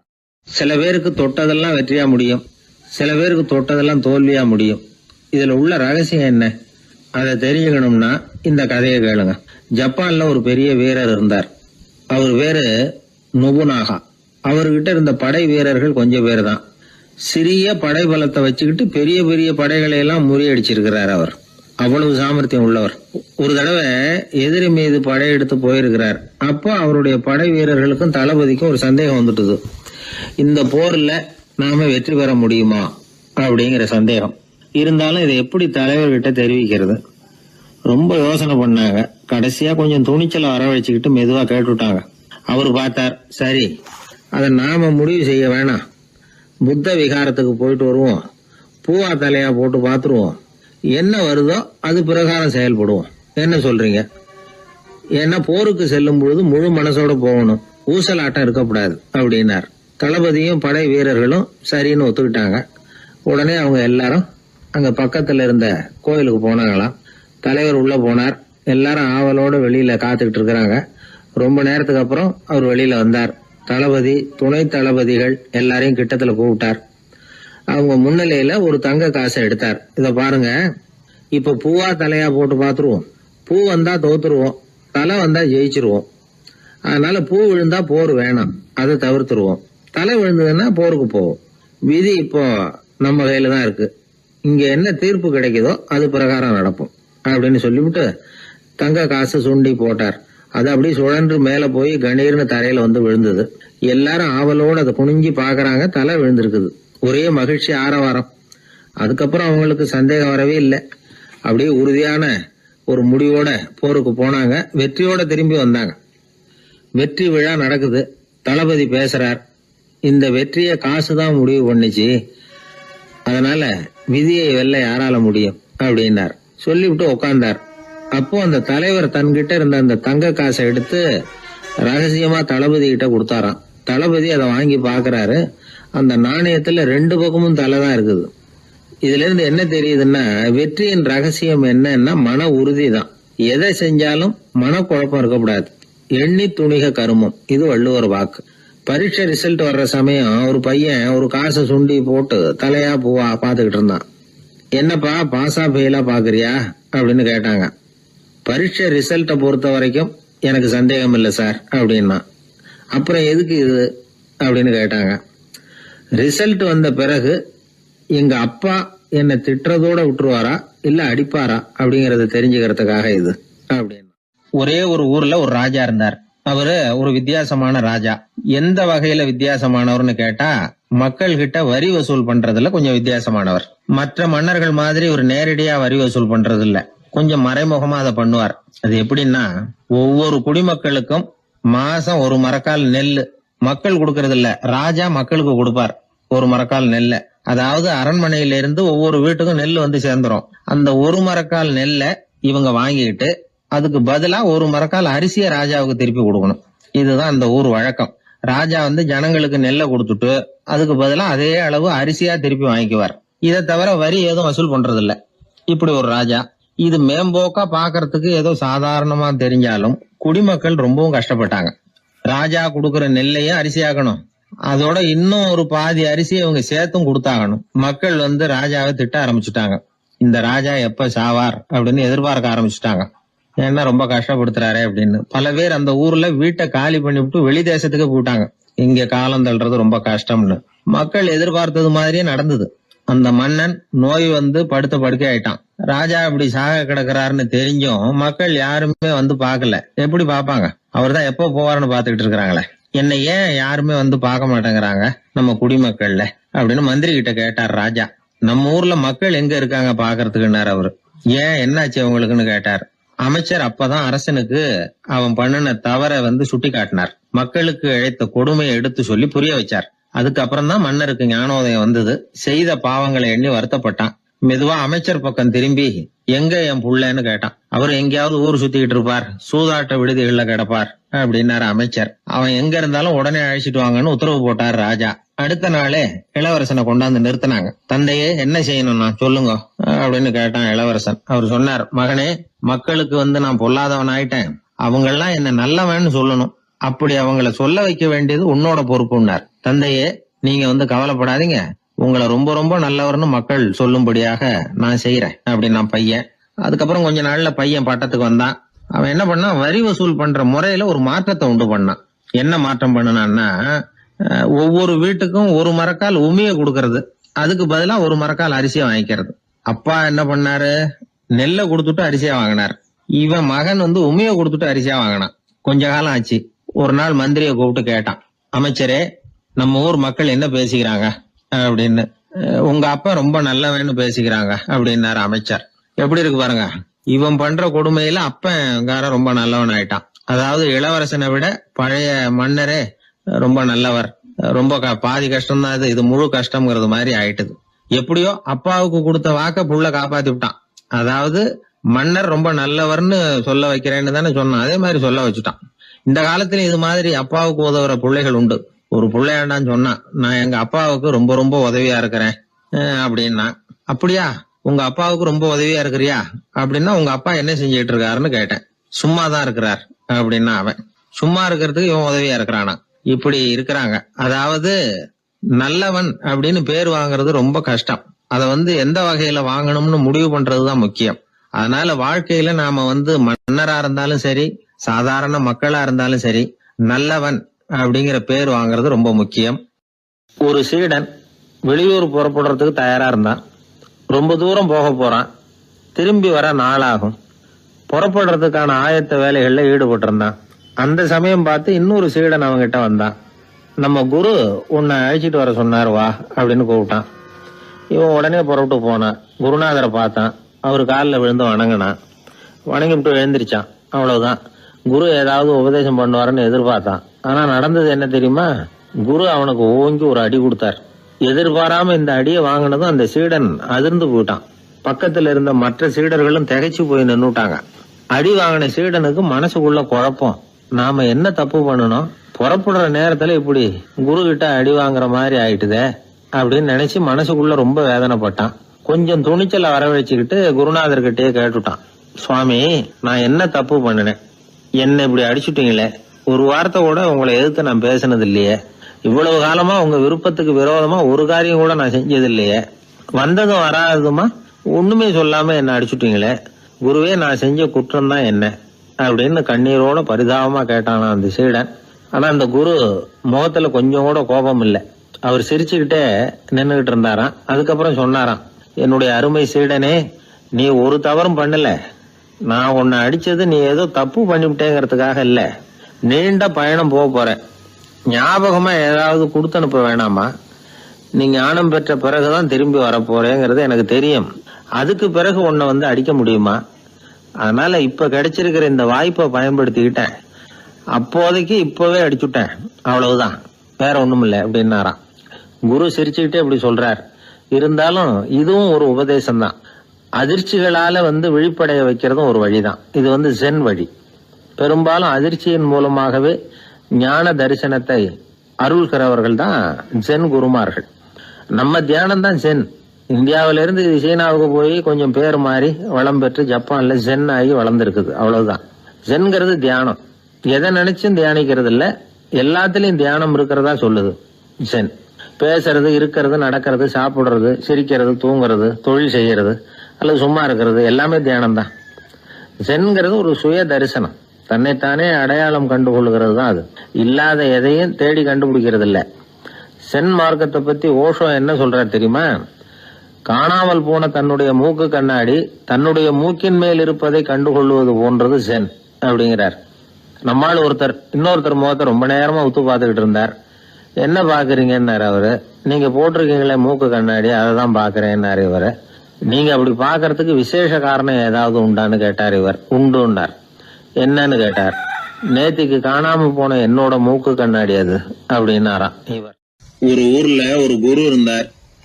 ஒரு நாள் அவரை தேடிட்டு ஒருத்தன் வந்தான். உனக்கு என்ன வேணும்னு கேட்டார் குரு. எனக்கு ஞான தெளிவு வேணும், அதுக்கு உங்க உபதேசம் எனக்கு தேவைன்னா. உபதேசம் வேணும்னா அதை பெற்றுக்கொள்ளுகிற அளவுக்கு தகுதி உள்ளவனா உன்னை தயார்படுத்திக்கணுமேன்னார். அதுக்கு நான் என்ன செய்யணும் சொல்லுங்கன்னா, முதல்ல நீ செய்ய வேண்டியது என்னன்னா, உங்ககிட்ட இருக்கிற எல்லா கெட்ட குணங்களையும் விட்டுட்டு ஒரு வருஷம் கழிச்சு வா, அப்புறம் பார்க்கலான்னார். அவ்வளவுதானே, சரின்னு சொல்லிவிட்டு அவன் போயிட்டான். ஒரு வருஷம் கழிச்சு வந்தான். அவன் அங்க வந்து சேர்ந்த சமயத்துல அந்த ஆசிரமத்தின் மண் தரைய ஒரு வேலைக்காரன் பெருக்கி சுத்தம் பண்ணிட்டு இருக்கிறான். அந்த மண் தரையிலிருந்து எழுந்த புழுதி அதிகமா இருந்தது. அது காத்துல கலந்தது. சீடனையே மறைக்கிற அளவுக்கு ஆயிட்டுது. ஒரே புழுதி மயம். சீடனுக்கு கோபம் வந்துட்டுது. அந்த வேலைக்காரனை அடிக்கிறதுக்காக கைய வாங்கிட்டு போனான். அவன் ஓடி போய் குரு கிட்ட சொல்லிவிட்டான், குருவே, உங்க உத்தரவுப்படிதான் நான் தரையை சுத்தம் பண்ணேன். ஆனா அந்த ஆளு என்ன அடிக்க வர்றான் அப்படின்னா. குரு பார்த்தார். அந்த சீடனை கூப்பிட்டார். இத பாருப்பா, உன்னுடைய எண்ணங்கள்ல பாம்பு புகுந்துட்டுது. அதையெல்லாம் விரட்டி அடிச்சு விட்டு 1 வருஷம் கழிச்சு வா, அதுக்கப்புறம் பாக்கலான்னுட்டார். சீடன் யோசனை பண்ணான். சரின்னு சொல்லிட்டு போயிட்டான். 1 வருஷம் கழிச்சு மறுபடியும் வந்தான். இப்போ அவன் வர்ற சமயத்துல அந்த வேலைக்காரன் என்ன பண்ணான் தெரியுமா? குரு கட்டளைப்படி தரையை பெருக்கினான். அப்புறம் அந்த புழுதியை எடுத்து வேணும்னே அந்த சீடன் மேல தூவனான். அவ்வளவுதான். சீடனுக்கு மகாகம் வந்துட்டுது. அந்த வேலைக்காரனை பிடிச்சி கண்ணாமண்ணான்னு திட்டிவிட்டான். வேலைக்காரன் குரு கிட்ட ஓடனான். ஐயா, அந்த ஆளு வாய்க்கு வந்தபடியெல்லாம் திட்டுறான் அப்படின்னா. குரு பார்த்தார். ஓ அப்படியா? அப்படின்னா இந்த தடவை பாம்புகள் கிடையாது. இப்போ அவன் இதயத்துக்குள்ள நுழைஞ்சிருக்கிறது நாய். அதை விரட்டி அடிச்சு விட்டு இன்னும் ஒரு வருஷம் கழிச்சு அவனை வர சொல், அப்புறம் பார்க்கலாம் அப்படின்னு சொல்லி அனுப்பி வச்சுட்டார். சீடன் திரும்பி போயிட்டான். 1 வருஷம் கழிச்சு மறுபடியும் வந்தான்.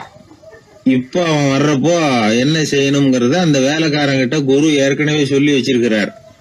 அது பிரகாரமே அவன் பண்ணனான். அவன் என்ன செஞ்சான் தெரியுமா? கூட்டி பெருக்கின புழுதியை எல்லாம் ஒரு வாளி தண்ணியில போட்டு நல்லா கலக்கி அந்த சீடன் தலையில ஊத்தினான். இவ்வளவு செஞ்சும் இந்த தடவை அவனுக்கு கோபமே வரல. அதுக்கு பதிலா அவனை பார்த்து நன்றின்னா. எதுக்கு நன்றி தெரியுமா? எதையும் சகிச்சுக்கிட்டு அமைதியா இருக்கும் குணத்தை கற்றுக்கொள்வதற்கு உதவியா இருந்ததுக்காக அந்த வேலைக்காரனுக்கு நன்றி. இத கேள்விப்பட்ட உடனே அந்த குரு ஓடி வந்தார். இவனை கட்டி பிடிச்சுக்கிட்டார். இனிமே நான் உனக்கு உபதேசம் பண்ணலாம், அதுக்கான தகுதி உனக்கு வந்துட்டுதுன்னார். இதுல இருந்து என்ன தெரியுது? ஒருத்தர்கிட்ட உபதேசம் வாங்கணும்னா கூட அதுக்குன்னு ஒரு தகுதி நமக்கு தேவைப்படுது.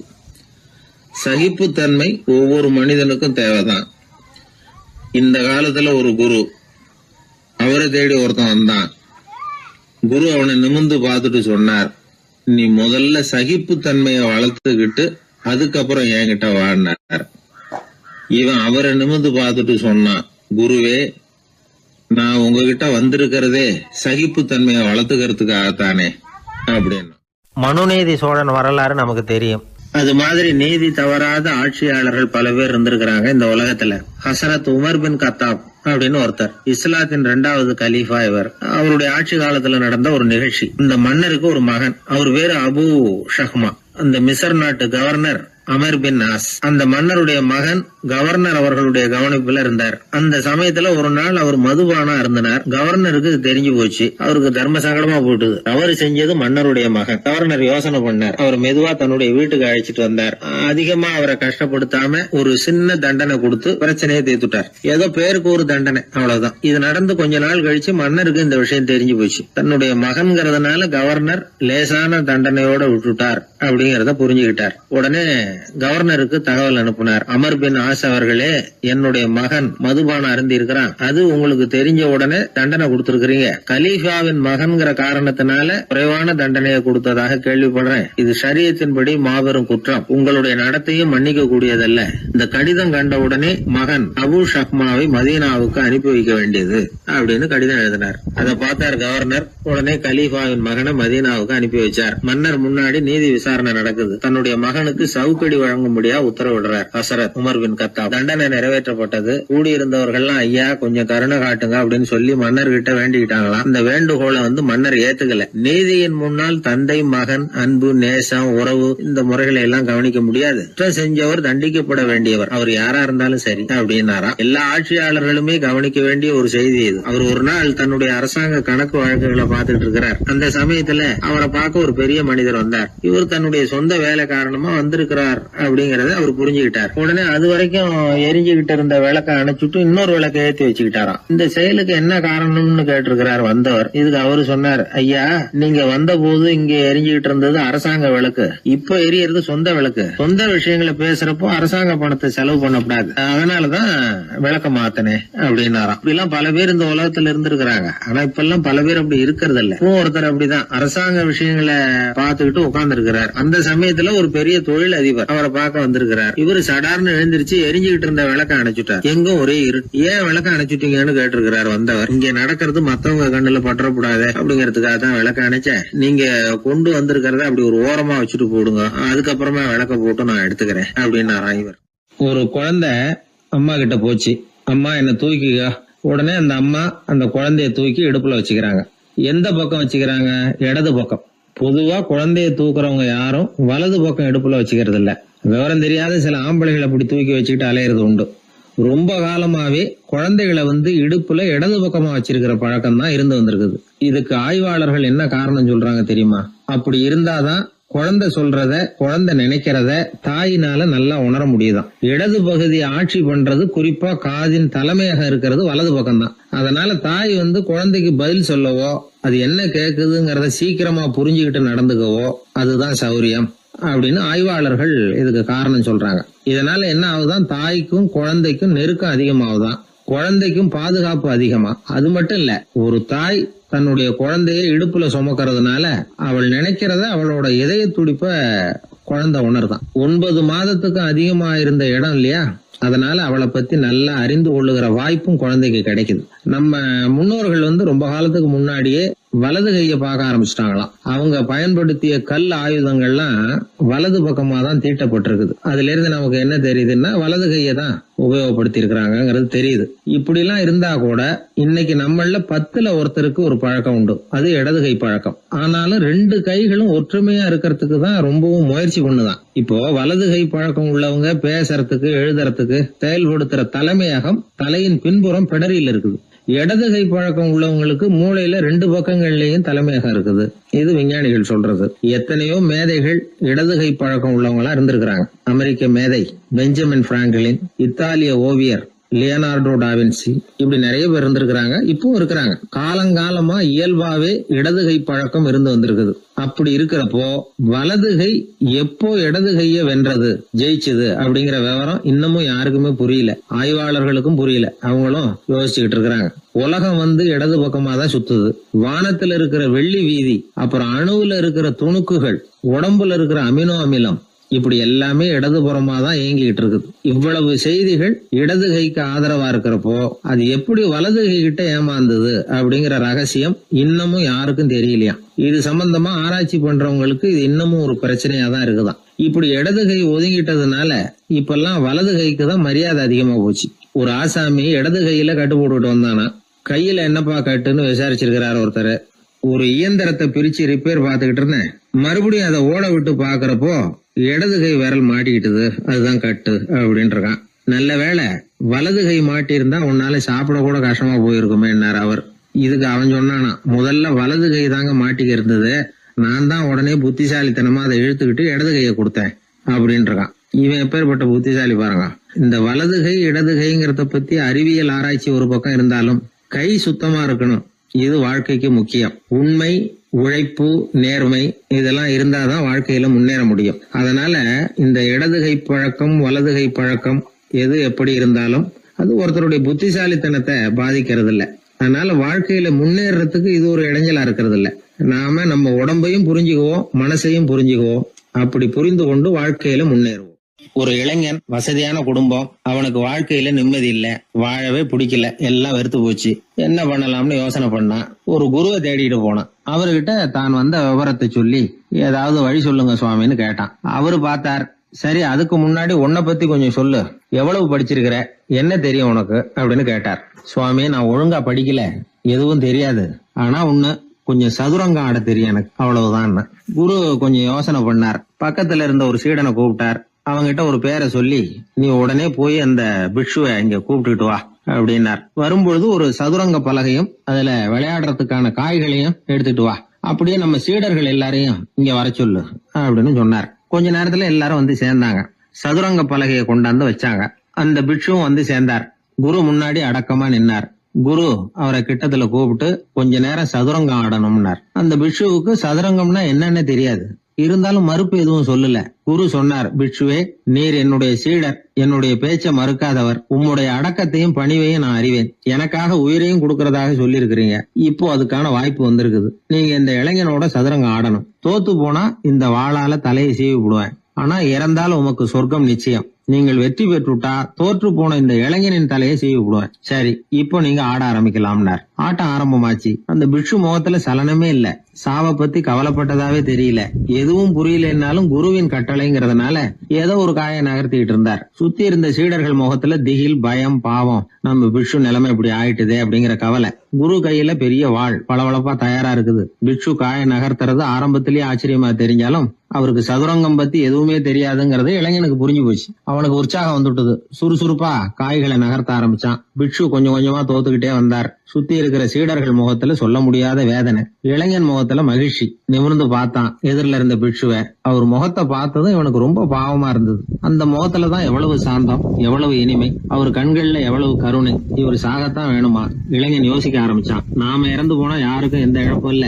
வீணாகி போன தன்னுடைய வாழ்வும் சாவும் யாரையும் பாதிக்க போறதில்ல. ஆனா துறவியும் ஞானியுமான கருணை மிக்க இந்த பிட்சு இறந்தா அது எவ்வளவு பெரிய இழப்பு. அதுக்கு நாம காரணமா இருக்கிறதா அப்படின்னு நினைச்சு பார்த்தான் அந்த இளைஞன். உடனே கண்ணாமண்ணான்னு விளையாட ஆரம்பிச்சுட்டான். அதாவது தான் தோத்து போகணுங்கிறதுக்காகவே.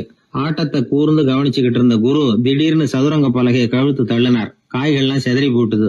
எல்லாரும் திகைச்சு போயிட்டாங்க. யாருக்கும் வெற்றி தோல்வி இல்லைன்னு அறிவிக்கிறேன் குரு. தம்பி, உன்னுடைய மன ஒருமைப்பாட்டை கவனிச்சேன். முழுமையா ஆட்டத்துல மூழ்கி போனதையும் பார்த்தேன். கடைசியில உயிர் தியாகம் பண்ண முடிவெடுத்து தாறுமாறா ஆட ஆரம்பிச்சதையும் கவனிச்சேன். வாழ்க்கை என்னங்கிறதும் எந்த வாழ்க்கை பயனுள்ள வாழ்க்கைங்கிறதும் உனக்கு புரிஞ்சுட்டுது. இப்ப இங்க அதை நீ கத்துக்கிட்ட. உன்னுடைய மனம் பக்குவ நிலை அடைஞ்சுட்டுது. தியாகம் உன்னுடைய இதயத்துல குடி வந்துட்டுது. அது எங்க இருந்தாலும் நல்லதுதான். உனக்குள்ள இருந்துதான் அந்த தியாகம் வந்திருக்கு. அதை நீ அடையாளம் கண்டுபிடிச்சுக்கிட்ட. நீ இனிமே கொஞ்ச காலம் இங்கேயே இருந்துட்டு போகலாம். உன்னுடைய வாழ்வு பயனுள்ள வாழ்வா மாறும் அப்படின்னு சொல்லி அந்த குரு ஆசீர்வாதம் பண்ணார். இந்த காலத்திலயும் ஒருத்தர் அது மாதிரி தன்னுடைய வாழ்க்கையை பயனுள்ளதாக ஆக்கிக்கணும்னு ஆசைப்பட்டார். உடனே சதுரங்கம் ஆட ஆரம்பிச்சார். அப்புறம் சீட்டாட ஆரம்பிச்சார். கொஞ்ச நாள் கழிச்சு அவரை பார்த்த நண்பர் ஒருத்தர் கேட்டார், என்னங்க சீட்டாட ஆரம்பிச்ச பிறகு வாழ்க்கை பயனுள்ளதா ஆச்சா அப்படின்னு கேட்டார். ஆச்சுன்னார் அவர். யாருக்கு, உங்களுக்கான்னு கேட்டார். இல்லைங்க, நான் யாரோட ஆடுனோ அவருக்கு வாழ்க்கை பயனுள்ளதா ஆச்சு அப்படின்னு ஒரு விளக்கம் கொடுத்தாராம். அதனால வாழ்க்கைங்கிறது ரொம்ப நுட்பமான ஒன்று. அந்த நுட்பமான வாழ்க்கையை புரிஞ்சுக்கிட்டு அதுக்கப்புறம் அதை பயனுள்ளதாக மாற்றிக்கொள்ள வேண்டியது மனிதர்களுடைய கடமை. விளையாடுறது வழக்கம். மரத்துக்கு அந்த பையன் பேரில் ஒரு பாசம் உண்டாக ஆரம்பிச்சுட்டுது. பையன் அந்த மரத்தில் உள்ள பூக்களை பறிக்கணும், பழங்களை பறிக்கணும்னு ஆசைப்பட்டான். அதுக்காகவே அந்த மரம் தன்னோட கிளைகளை வளைச்சி அவனுக்கு எட்டுற அளவுக்கு தலையை சாய்ச்சி கொடுக்குது. பையன் பூக்களை பறிக்கிறான். மரம் சந்தோஷப்படுது. மரம் அன்பின் அடையாளம். அதனால் அது கொடுக்கறதுல சந்தோஷப்படுது. மனிதன் ஆணவத்தின் அடையாளம். அதனால் இவன் பறிக்கிறதுல சந்தோஷப்படுறான். பையன் வளர்ந்தான். அந்த மரத்தின் மடியிலேயே படுத்து தூங்கினான். பூக்களை பறித்து மலர் கிரீடம் பண்ணி தலையில் சூடிக்கிட்டான். பழங்களை பறித்தான், சாப்பிட்டான்.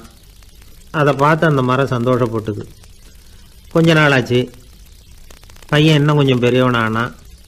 அந்த மரத்து மேலே ஏறி கிளையில் உட்காந்துக்கிட்டு ஊஞ்சல் ஆட ஆரம்பித்தான். அவனுக்கு சௌகரியத்தை கொடுக்கறதுல மரத்துக்கு ஆனந்தம், மரத்துக்கு அசௌகரியத்தை கொடுக்கறதுல அவனுக்கு ஆனந்தம். இது அன்புக்கும் ஆணவத்துக்கும் உள்ள வித்தியாசம். பையன் இன்னும் கொஞ்சம் வளர்ந்தான். அவனுக்கு கடமை, லட்சியம் எல்லாம் சேர்ந்தது. படித்து பரீட்சை எழுதி பாஸ் ஆக வேண்டியிருந்தது. அதனால் மரத்துக்கிட்ட வர்றதில்லை அவன். ஆனால் மரம் இவனுக்காக காத்துக்கிட்டு இருக்குது. இவன் உலக விஷயங்களில் மூழ்கிட்டான். தற்செயலாக ஒரு நாள் அந்த பக்கமாக போனான். மரம் அவனை பார்த்துது. மறந்துட்டியா என்ன, நான் உன்னை பார்க்கணும்னு ஆவலாக காத்துக்கிட்டு இருக்கேனே அப்படின்னுது. இவன் பார்த்தான். நீ என்ன வச்சிருக்கிற, நான் உங்ககிட்ட ஏன் வரணும், உங்ககிட்ட பணம் இருக்குதா சொல்லு, வர்றேன். ஏன்னா நான் இப்போ பணத்தை தான் தேடிக்கிட்டு இருக்கிறேன் அப்படின்னா. உனக்கு பணம் தானே வேணும், என்னுடைய பழங்களை பறிச்சுக்கோ, அதையெல்லாம் விற்பனை பண்ணு, பணம் கிடைக்கும் அப்படின்னு அந்த மரம். உடனே அவன் மரத்தில் ஏறினான். பழங்களை பறித்தான். பழுக்காத காய்களையும் சேர்த்து பறித்தான். தன்னோட கிளை கொம்புகள் உடைஞ்சா கூட அதுக்காக அந்த மரம் கவலைப்படலை, சந்தோஷப்பட்டுது. இவன் பழங்களை பொறுக்கிட்டு அந்த மரத்துக்கு ஒரு நன்றி கூட சொல்லாமல் அவன் பாட்டு போட்டான். அதுக்கப்புறம் அந்த பக்கமே திரும்பலை. பணம் சம்பாதிக்கிறதுலேயே குறியாக இருந்தான். மரத்துக்கு மறுபடியும் வருத்தம்.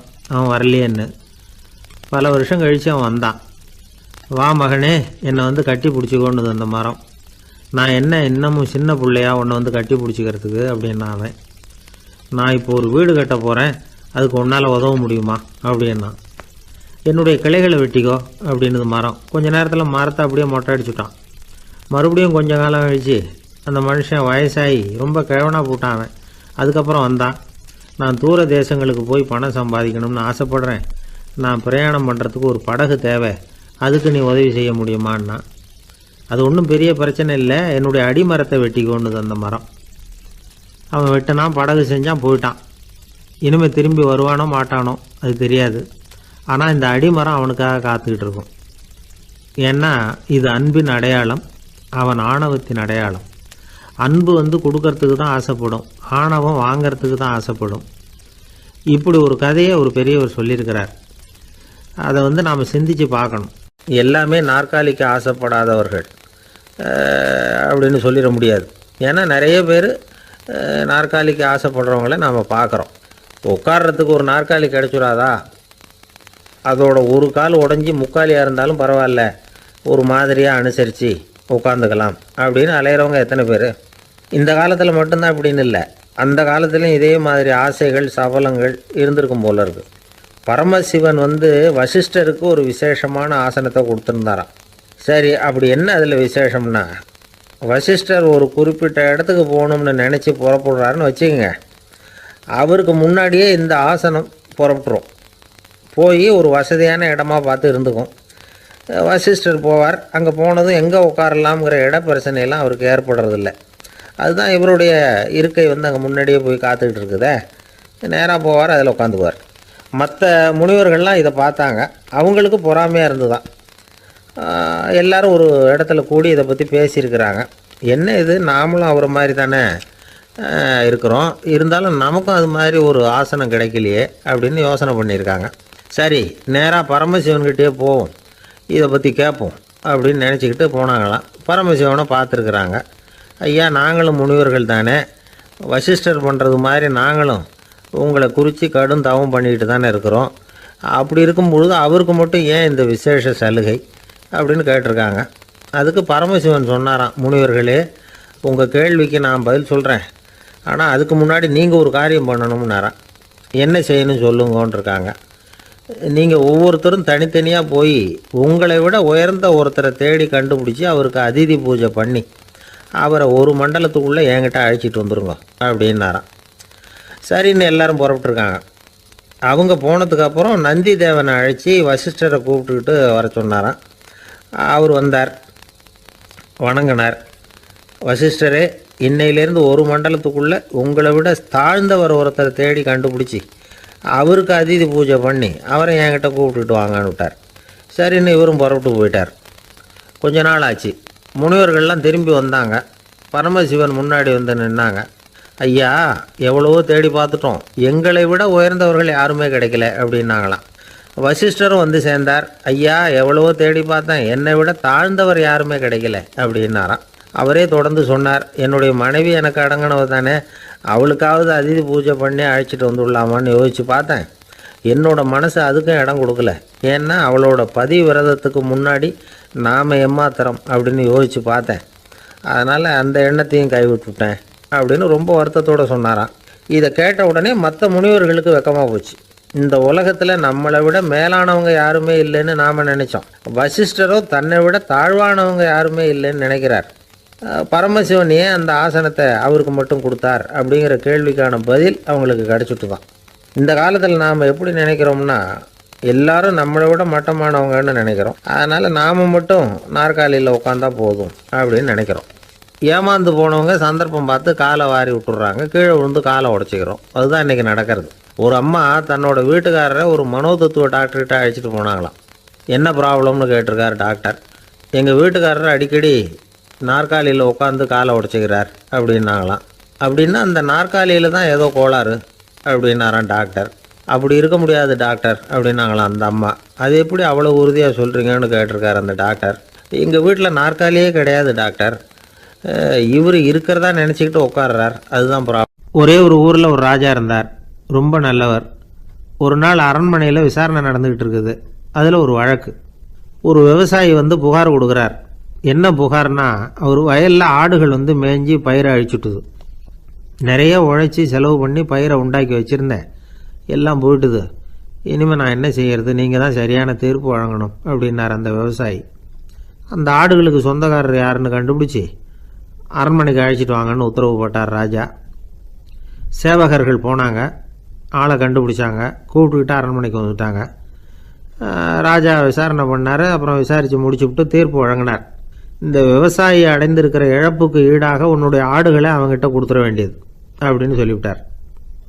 உன்கிட்ட இருக்கிற ஆடு பூரா அவன்கிட்ட கொடுத்துரு, அந்த ஆட்டுனால் ஏற்பட்ட இழப்பு சரியாக போகட்டும் அப்படின்னு தீர்ப்பு வழங்கிட்டார்.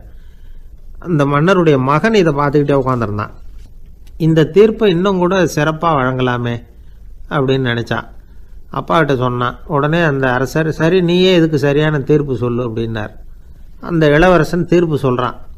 அவன் சொன்ன தீர்ப்பு என்னன்னா, உங்ககிட்ட இருக்கிற ஆடுகள் எல்லாத்தையும் 1 வருஷ காலத்துக்கு அந்த விவசாயிகிட்ட ஒப்படைச்சிட வேண்டியது. அந்த 1 வருஷத்துக்குள்ள அந்த ஆடுகள் போடுற குட்டிகள், பால், எரு எல்லாம் விவசாயி எடுத்துக்க வேண்டியது. 1 வருஷத்துக்கு அப்புறம் உங்களுடைய ஆடுகளை நீங்களே திருப்பி வாங்கிக்க வேண்டியது. இதுதான் இளவரசன் சொன்ன தீர்ப்பு. இது சரியான தீர்ப்பு தான். இனிமேல் என்னுடைய அரச பொறுப்புகளை இளவரசர் வசம் ஒப்படைக்கிறேன் அப்படின்னு சொல்லி ஒப்படைச்சுட்டாராம். அதாவது தாவூத் நபி, சுலைமான் நபி இவர்களுடைய சரித்திரத்தில் இந்த சம்பவம் காணப்படுறதாக ஒரு நண்பர் சொன்னார். ஒரு தண்டனையை பெறுகிறவன் அதுக்கு பிறகு சமூகத்தில் நல்ல விதமாக வாழறதுக்கு வாய்ப்பு இருக்கிறது மாதிரி அமையணும் தீர்ப்பு. அதுக்கு இது ஒரு உதாரணம். சில தீர்ப்புகள் எப்படி அமைஞ்சு விடுதுன்னா, ஒரு தண்டனையை அனுபவித்து முடித்தவன் அதுக்கப்புறம் அவன் இந்த சமூகத்தில் நல்லவனாக வாழறதுக்கு நினச்சா கூட அதுக்கு தகுதி இல்லாதவன் அப்படிங்கிற அளவுக்கு சூழ்நிலை அமைஞ்சிருது. இது சிந்திக்க வேண்டிய ஒரு செய்தி. இன்னொரு ஊரில் ஒரு ராஜா இருந்தார். அவர் ஒரு நாள் ஒரு போட்டி வச்சார். என்ன போட்டின்னா, அரண்மனை வாசலில் ஒரு பெரிய நீச்சல் குளம், அதில் நிறைய விஷப்பாம்புகள். எந்த இளைஞன் துணிச்சலாக அதில் நீச்சல் குளத்தில் குதித்து நீந்தி கரையேறி வர்றானோ அவனுக்கு 100 ஏக்கர் நிலம் பரிசாக வழங்கப்படும். அது வேணாம்னா 1000 ஆடுகள் பரிசாக வழங்கப்படும். அதுவும் வேணான்னா என்னுடைய மகளை வந்து கல்யாணம் பண்ணிக்கலாம். இதுதான் மன்னருடைய அறிவிப்பு. பரிசுலாம் நல்லா தான் இருக்குது. இருந்தாலும் பாம்புகள் உள்ள குளம்ங்கிறது நல்லா இல்லையே, அதனால் யாரும் அதில் குதித்து நீஞ்சறதுக்கு முன் வரல. இருந்தாலும் திடீர்னு ஒரு இளைஞன் அந்த நீச்சல் குளத்தில் குதிச்சான். நீந்தனா ஒரு வழியாக கரையேறி வந்துட்டான். மன்னருக்கு ரொம்ப மகிழ்ச்சி. நீ தான் தைரியமான இளைஞன், வா இப்படின்னு கூப்பிட்டார். கிட்ட வந்தான். அந்த இளைஞன் தண்ணீர் சொட்ட சொட்ட வந்து நிற்கிறான். சரி, உனக்கு 100 ஏக்கர் நிலம் வேணுமான்னு கேட்குறார். வேண்டாங்கிறான். சரி, அப்படின்னா 1000 ஆடுகள் வேணுமான்னு கேட்குறார். அதுவும் வேணாங்கிறான். ஓ, அப்படின்னா என் பொண்ணை கல்யாணம் பண்ணிக்கிறியா அப்படின்னு கேட்குறாரு. அதுவும் வேணாங்கிறான். ராஜாவுக்கு ஒன்றும் புரியல. அப்படின்னா உனக்கு என்ன தான் வேணும் அப்படிங்கிறார். என்னை பிடிச்சி இந்த குளத்தில் தள்ளி விட்டவன் யாருங்கிறது எனக்கு தெரியணும் அப்படின்னா. 1944 வருஷத்துல ஒரு நாள் மொரார்ஜி தேசாய் எரவாடா சிறையில் இருந்தார். காவல்துறை உயர் அதிகாரி ஒருத்தர் வர்றார். மொரார்ஜி தேசாய சிறை அதிகாரி அலுவலகத்துக்கு அழைச்சிட்டு போறார். சிறை அதிகாரி ஒரு தகவலை சொல்றார். உங்க நண்பர் மங்கள்தாஸ் பக்வாசா அப்படிங்கிறவர் நாசிக் சிறையில அடைக்கப்பட்டிருந்தார். அவருக்கு உடல் நலம் ரொம்ப பாதிக்கப்பட்டதுனால அவரை சிறையிலிருந்து பம்பாயில உள்ள ஹரிகிருஷ்ணன் தாஸ் மருத்துவமனைக்கு கொண்டுகிட்டு போயிருக்கிறாங்க. அவரு உங்களை பார்க்கணும்னு ரொம்ப ஆவலோட இருக்கிறார். அதனால நீங்க வந்து பரோல்ல போய் பாத்துட்டு வாங்களேன் அப்படின்னார். நிபந்தனையோட போய் பாத்துட்டு வரலாம்னார். தியாக செம்மல்கள் பரோல்ல செல்றது இல்ல அப்படிங்கிற உறுதியோட தான் சிறைச்சாலைக்கு வருவாங்க. இப்படி இருக்கிறப்போ மொரார்ஜி மட்டும் பரோல்ல போயிட்டு வர்றதுக்கு எப்படி சம்மதிப்பார்? உயிர் நண்பரின் உயிர் சொல்லாடுது அப்படிங்கறத கேட்டதும் உடனே போய் பார்க்கணும்னு ஆவல் தான். இருந்தாலும் வரன்முறையை மீறி போய் பாக்குறதுன்னா அது தேச பக்தியையே அவமானப்படுத்துறது மாதிரி ஆகும் அப்படிங்கறத அவர் உணர்ந்தார். அதனால நான் வந்து பரோல்ல போகிறதுக்கு நான் தயாரா இல்ல அப்படின்னு சொல்லிவிட்டாராம்.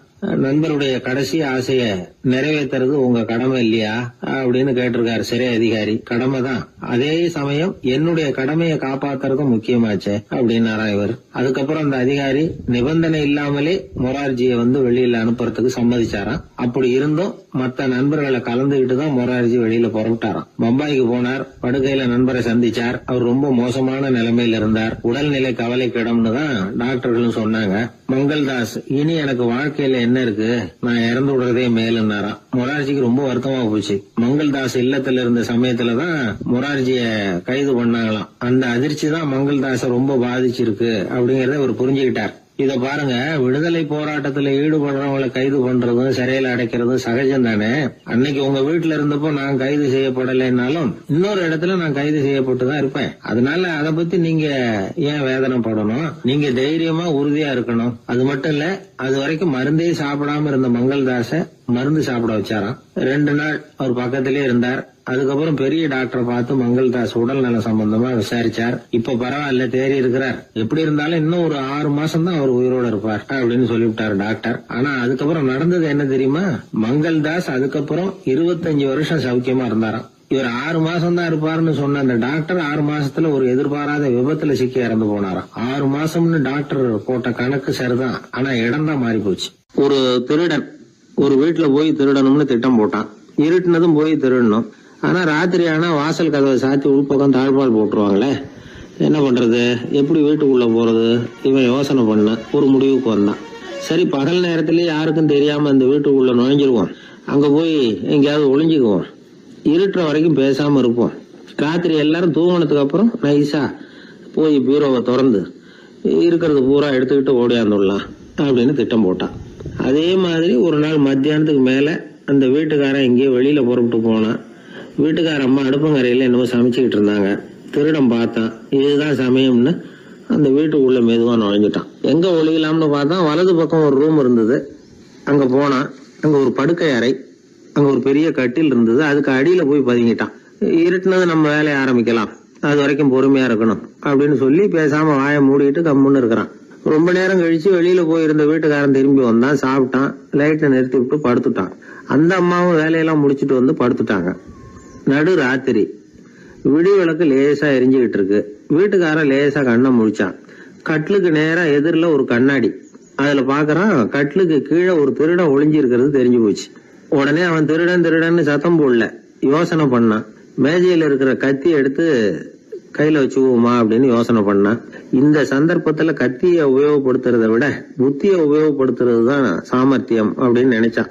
உடனே அது பிரகாரம் செயல்பட ஆரம்பிச்சுட்டான். என்ன பண்ணான் தெரியுமா? எதையும் வெளியில காட்டிக்காம ரொம்ப சர்வசாதாரணமா தன்னுடைய மனைவி கிட்ட பேச ஆரம்பிச்சான். மனைவியும் புத்திசாலி, அதனால அவங்களுக்கு தெரியும். அவங்களும் வீட்டுக்காரர் கேட்ட கேள்விக்கு பொருத்தமா பதில் சொல்ல ஆரம்பிச்சாங்க. இவன் கேட்டான், இந்த பாரு, நமக்கு குழந்தை பிறந்தா அதுக்கு கிருஷ்ணமூர்த்தின்னு தான் பேர் வைக்கணும் அப்படின்னா. அதெல்லாம் முடியாது. ஆம்பளை பிள்ளையா இருந்தா ஏகாம்பரம், பொம்பளை பிள்ளையா இருந்தா பங்கஜவல்லி, இதுதான் அவங்க மாமனார் மாமியார் பேர், அதான் வைக்கணும் அப்படின்னாங்க அந்த அம்மா. அதெல்லாம் முடியாது, நான் முடிவு பண்ணிவிட்டேன் கிருஷ்ணமூர்த்தின்னு கத்தனா அவன். இல்ல ஏகாம்பரம் பங்கஜவல்லின்றது இந்த அம்மா. வாதம் முத்தி போச்சு. கிருஷ்ணமூர்த்தி கிருஷ்ணமூர்த்தி கிருஷ்ணமூர்த்தின்னா அவன். ஏகாம்பரம் பங்கஜவல்லி ஏகாம்பரம் பங்கஜவல்லின்னு இவங்க கத்துறாங்க. ஒரே சத்தமா போச்சு. இத கேட்டதும் பக்கத்து வீட்டுல இருந்தவங்க, எழுத்த வீட்டுல இருந்தவங்க எல்லாம் எழுந்திரிச்சு ஓடி வந்து இவங்க வீட்டு கதவை தட்ட ஆரம்பிச்சுட்டாங்க. தடன்னு இவன் சாவகாசமா எழுந்திரிச்சு போய் கதவை திறந்தான். என்னங்க, இந்த ராத்திரி வேலையில எங்களை எல்லாம் ஏன் கூப்பிட்டீங்க, யாருக்கு என்னாச்சு அப்படின்னு கேட்டாங்க. கேட்டது யாருன்னா பக்கத்து வீட்டு கிருஷ்ணமூர்த்தி, எழுத்த வீட்டு ஏகாம்பரம் பங்கஜவல்லி எல்லாரும். அடடே, உங்களை கூப்பிடலீங்க, குழந்தைக்கு பேர் வைக்கிறது சம்பந்தமா எங்களுக்குள்ள சண்டை வந்துட்டுது, அதுதான் விஷயம். வேணும்னா இதை கட்டிலுக்கு அடியில ஒளிஞ்சிட்டு இருக்கிறானே ஒருத்தன், அவனை கூட கேட்டு பாருங்க, அவன் தான் இதுக்கு சாட்சி அப்படிங்கிறான் அந்த ஆளு. உடனே எல்லாரும் விஷயத்த புரிஞ்சுக்கிட்டு திருடனை பிடிச்சி போலீஸ்ல ஒப்படைச்சிட்டாங்களாம். நெருக்கடியான நேரங்கள்ல பதறாம புத்திசாலித்தனமா செயல்படணுங்கிறத தெரிஞ்சுக்கிறதுக்காக இந்த கதை. புத்திசாலித்தனமா செயல்படுற ஒரு குடும்ப தலைவி இருக்காங்க. அவங்க என்ன செய்வாங்க தெரியுமா? எல்லாரும் ராத்திரி ஆனா வீட்டை உள்பக்கமா பூட்டி விட்டு தானே படுப்பாங்க. ஆனா அந்த அம்மா என்ன பண்ணுவாங்கன்னா, வீட்டை வெளிப்பக்கமா ஒரு பூட்டு போட்டு பூட்டி விடுவாங்க. எழுத்த வீட்டுக்காரங்க கிட்ட சொல்லி தினமும் இப்படி பூட்டி விட சொல்றது பழக்கம். ஏங்க அப்படி செய்யறீங்க, திருடன் சுலபமா உள்ளே வந்துடக்கூடாதுங்கிறதுக்காகவா அப்படின்னு கேட்டாங்க. இல்லைங்க, சுலபமா வெளியில போயிடக்கூடாதுங்கிறதுக்காக அப்படின்னாங்க. என்னங்க சொல்றீங்க அப்படின்னு கேட்டாங்க. ஆமாங்க, இவருக்கு அந்த பழக்கம் உண்டு அப்படின்னு தன்னுடைய வீட்டுக்காரரை காட்டினாங்க.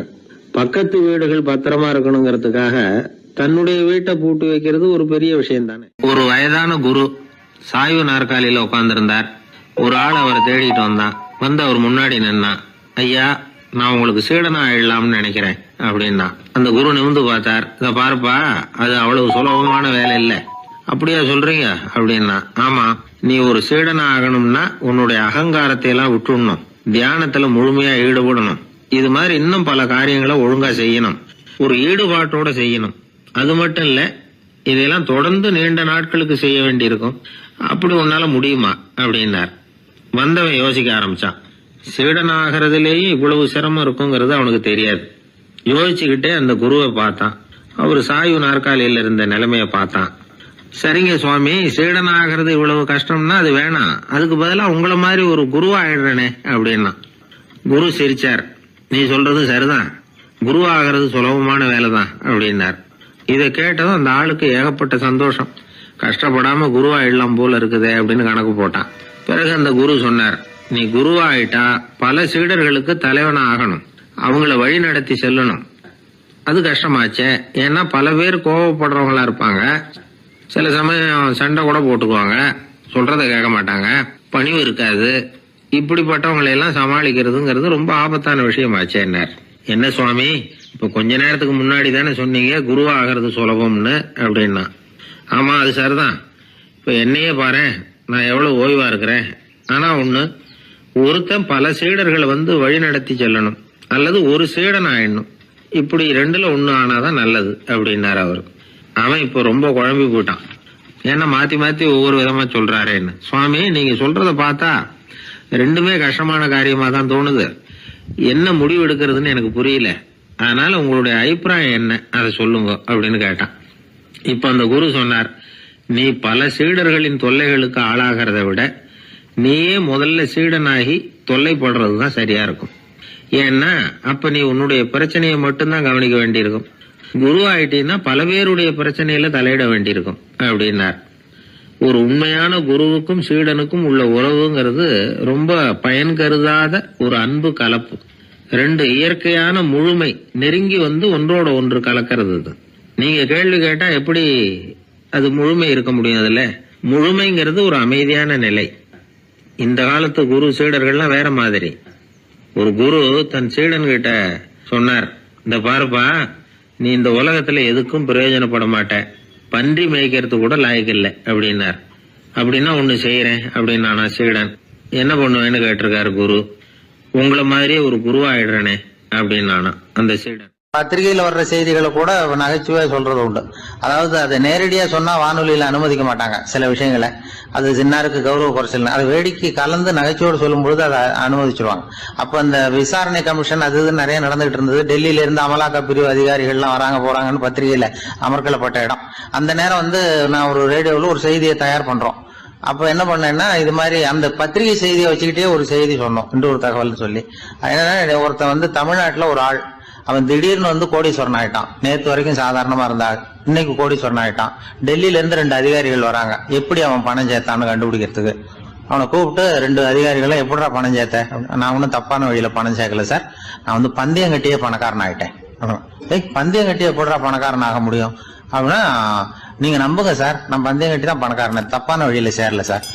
பந்தயம் கட்டி எப்படிடா கோடீஸ்வரன் அப்படின்னா, நாங்க நம்ப முடியாதுன்னு இருக்கான் விசாரிக்க வந்தவன். அப்படின்னா உங்ககிட்ட ஒரு பந்தயம் கட்டட்டுமான் இருக்கான் விசாரிக்க வந்தவன்ட்டிய.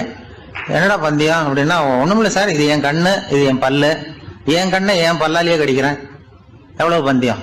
விசாரிக்க வந்தவன் 100 ரூபாய் எடுத்து வச்சான், இதை ப்ரூவ் பண்றான்னு. அப்படியே கண்ணை எடுத்துட்டான். அது பளிங்கு கண்ணு, ஏற்கனவே ஒரு கண்ணு பளிங்கு கண்ணு வச்சுனா எடுத்து கடிச்சு விட்டான். இது விசாரிக்க வந்தாலும் 100 ரூபாய் விட்டுட்டு நிக்கிறான். எப்படி பணம் சேர்த்தான்னு வந்தவன்.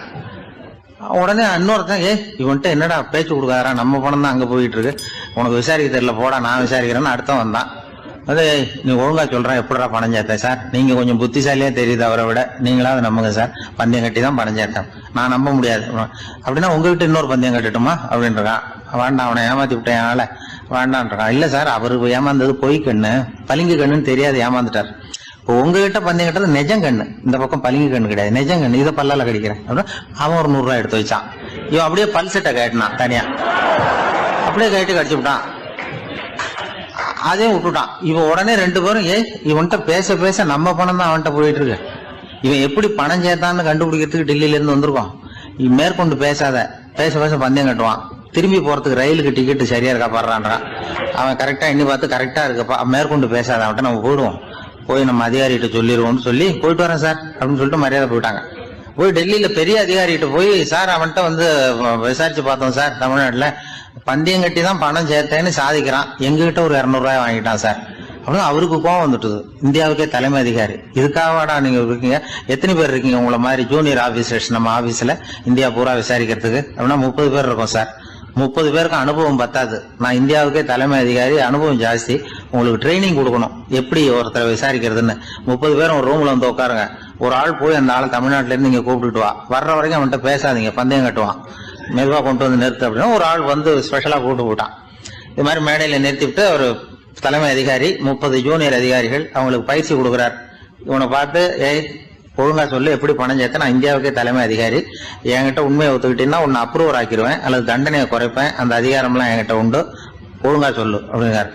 அவர், சார் நீங்க இந்தியாவுக்கே தலைமை அதிகாரி, அனுபவம் ஜாஸ்தி, நீங்களாவது நம்புங்க சார், நான் பந்தயம் கட்டி தான் பணம் சேர்த்தேங்கிறான். இங்கேயே வந்து இப்படி சாதிக்கிறேன், உன்னை நம்ப முடியாதுடா அப்படின்னா உங்ககிட்ட ஒரு பந்தயம் கட்டுட்டுமா நானா அவர்கிட்ட போய், வானண்டா என் ஆளை ஏமாத்தி விட்டேன் அப்படின்னா, இல்ல சார் அவங்க ஏமாந்தது என் உடம்ப பத்தின ரகசியம், என் கண்ணு பளிங்கு கண்ணுன்னு தெரியாது, நான் பல்செட்டு கட்டியிருந்தது தெரியாது, ஏமாந்துட்டாங்க, இப்ப நான் உங்ககிட்ட கட்டுற பந்தயம் உங்க உடம்ப பத்தின ரகசியம். என் உடம்புல என்னடா ரகசியம், முதுகுல உங்க முதுகுல 1 ரூபா அகலத்துக்கு கருப்பா ஒரு மச்சம் இருக்கு, உண்டா இல்லையானா, இல்லேன்னு தெரியும் அவருக்கு. இல்லடா நேத்து வரைக்கும் இல்ல சார், இப்ப இருக்குது மச்சம் அப்படின்னு உடனே 100 ரூபாய் எடுத்து வச்சார் அவர் தலைமை அதிகாரி. ஒரு 100 ரூபாய் வச்சு சட்டையை கட்டி காட்டுறாரு, மச்சம் இல்ல, இவன் தோத்துட்டான் இங்கிருந்து போனவன். உடனே 200 ரூபாய் எடுத்து வச்சுக்கிட்டு, தோழர்களே இப்படிதான் ஒருத்தரை விசாரிக்கணும், என்கிட்ட இவன் ஏமாந்துட்டான் பாருங்க, துருவி துருவி விசாரிக்கிறதுன்னு சொல்றாங்களே இதுதான் அப்படின்னு விளக்கம் கொடுத்தாரு. அப்போ இவன் மெதுவா ஆரம்பிச்சானா, சார் இந்த பந்தயத்துல உங்களுக்கு 200 ரூபாய் லாபம், ஆனா இதே பந்தயத்துல எனக்கு 2900 ரூபாய் லாபம் சார் அப்படின்றான். என்னடா பண்ண அப்படின்னு கேட்டிருக்காரு. உங்களுக்கு தெரியாம இந்த 30 பேர்கிட்டையும் தனித்தனியா ஒரு பந்தயம் கட்டியிருக்கேன். 30 பேர்கிட்ட என்னடா பந்தயம் கட்டினேன், ஒண்ணும் இல்ல சார், உங்க எல்லாரும் முன்னாடியும் உங்க மேல் அதிகாரியை சட்டையை கேட்ட வைக்கிறேன், உங்களுக்கு பந்தயம் கட்டினேன், போயிட்டு பூரா எனக்கு 2900 ரூபாய் லாபம். அவரு பார்த்தா அதிர்ச்சி ஆயிட்டாரு தலைமை. சார் நீங்க போங்க சார் அப்படின்னு சொல்லி ஒரு ஆளை கொண்டு போய், சாரை கொண்டு போய் மரியாதையா பக்கத்து ரூம்ல விட்டுவாங்க, இனிமே அவர்கிட்ட யாரும் பேசாதீங்க வாங்கன்னு சொல்லிவிட்டு, அதுக்கப்புறம் தோழர்களே இவர் பேச ஆரம்பிச்சாரு, தோழர்களே இனிமே யாரும் தமிழ்நாட்டு பக்கம் விசாரிக்க போகாதீங்க, நீங்க யாராவது போறதுன்னா மத்திய பிரதேசம், உத்தரப்பிரதேசம், இப்படி எத்தனையோ பிரதேசம் இருக்கு, போயிட்டு வாங்க, தமிழ்நாட்டுக்கு மட்டும் போகாதீங்க, ஏன்னா அங்க போனா நம்ம பணத்துக்கு ஆபத்து வந்துருது அப்படின்னு சொன்னாருன்னு. இந்த கதையை ரேடியோல சொன்னேன். இந்த கதையை உண்மை சம்பவமா சொன்னா அனுமதிச்சிருக்க மாட்டாங்க.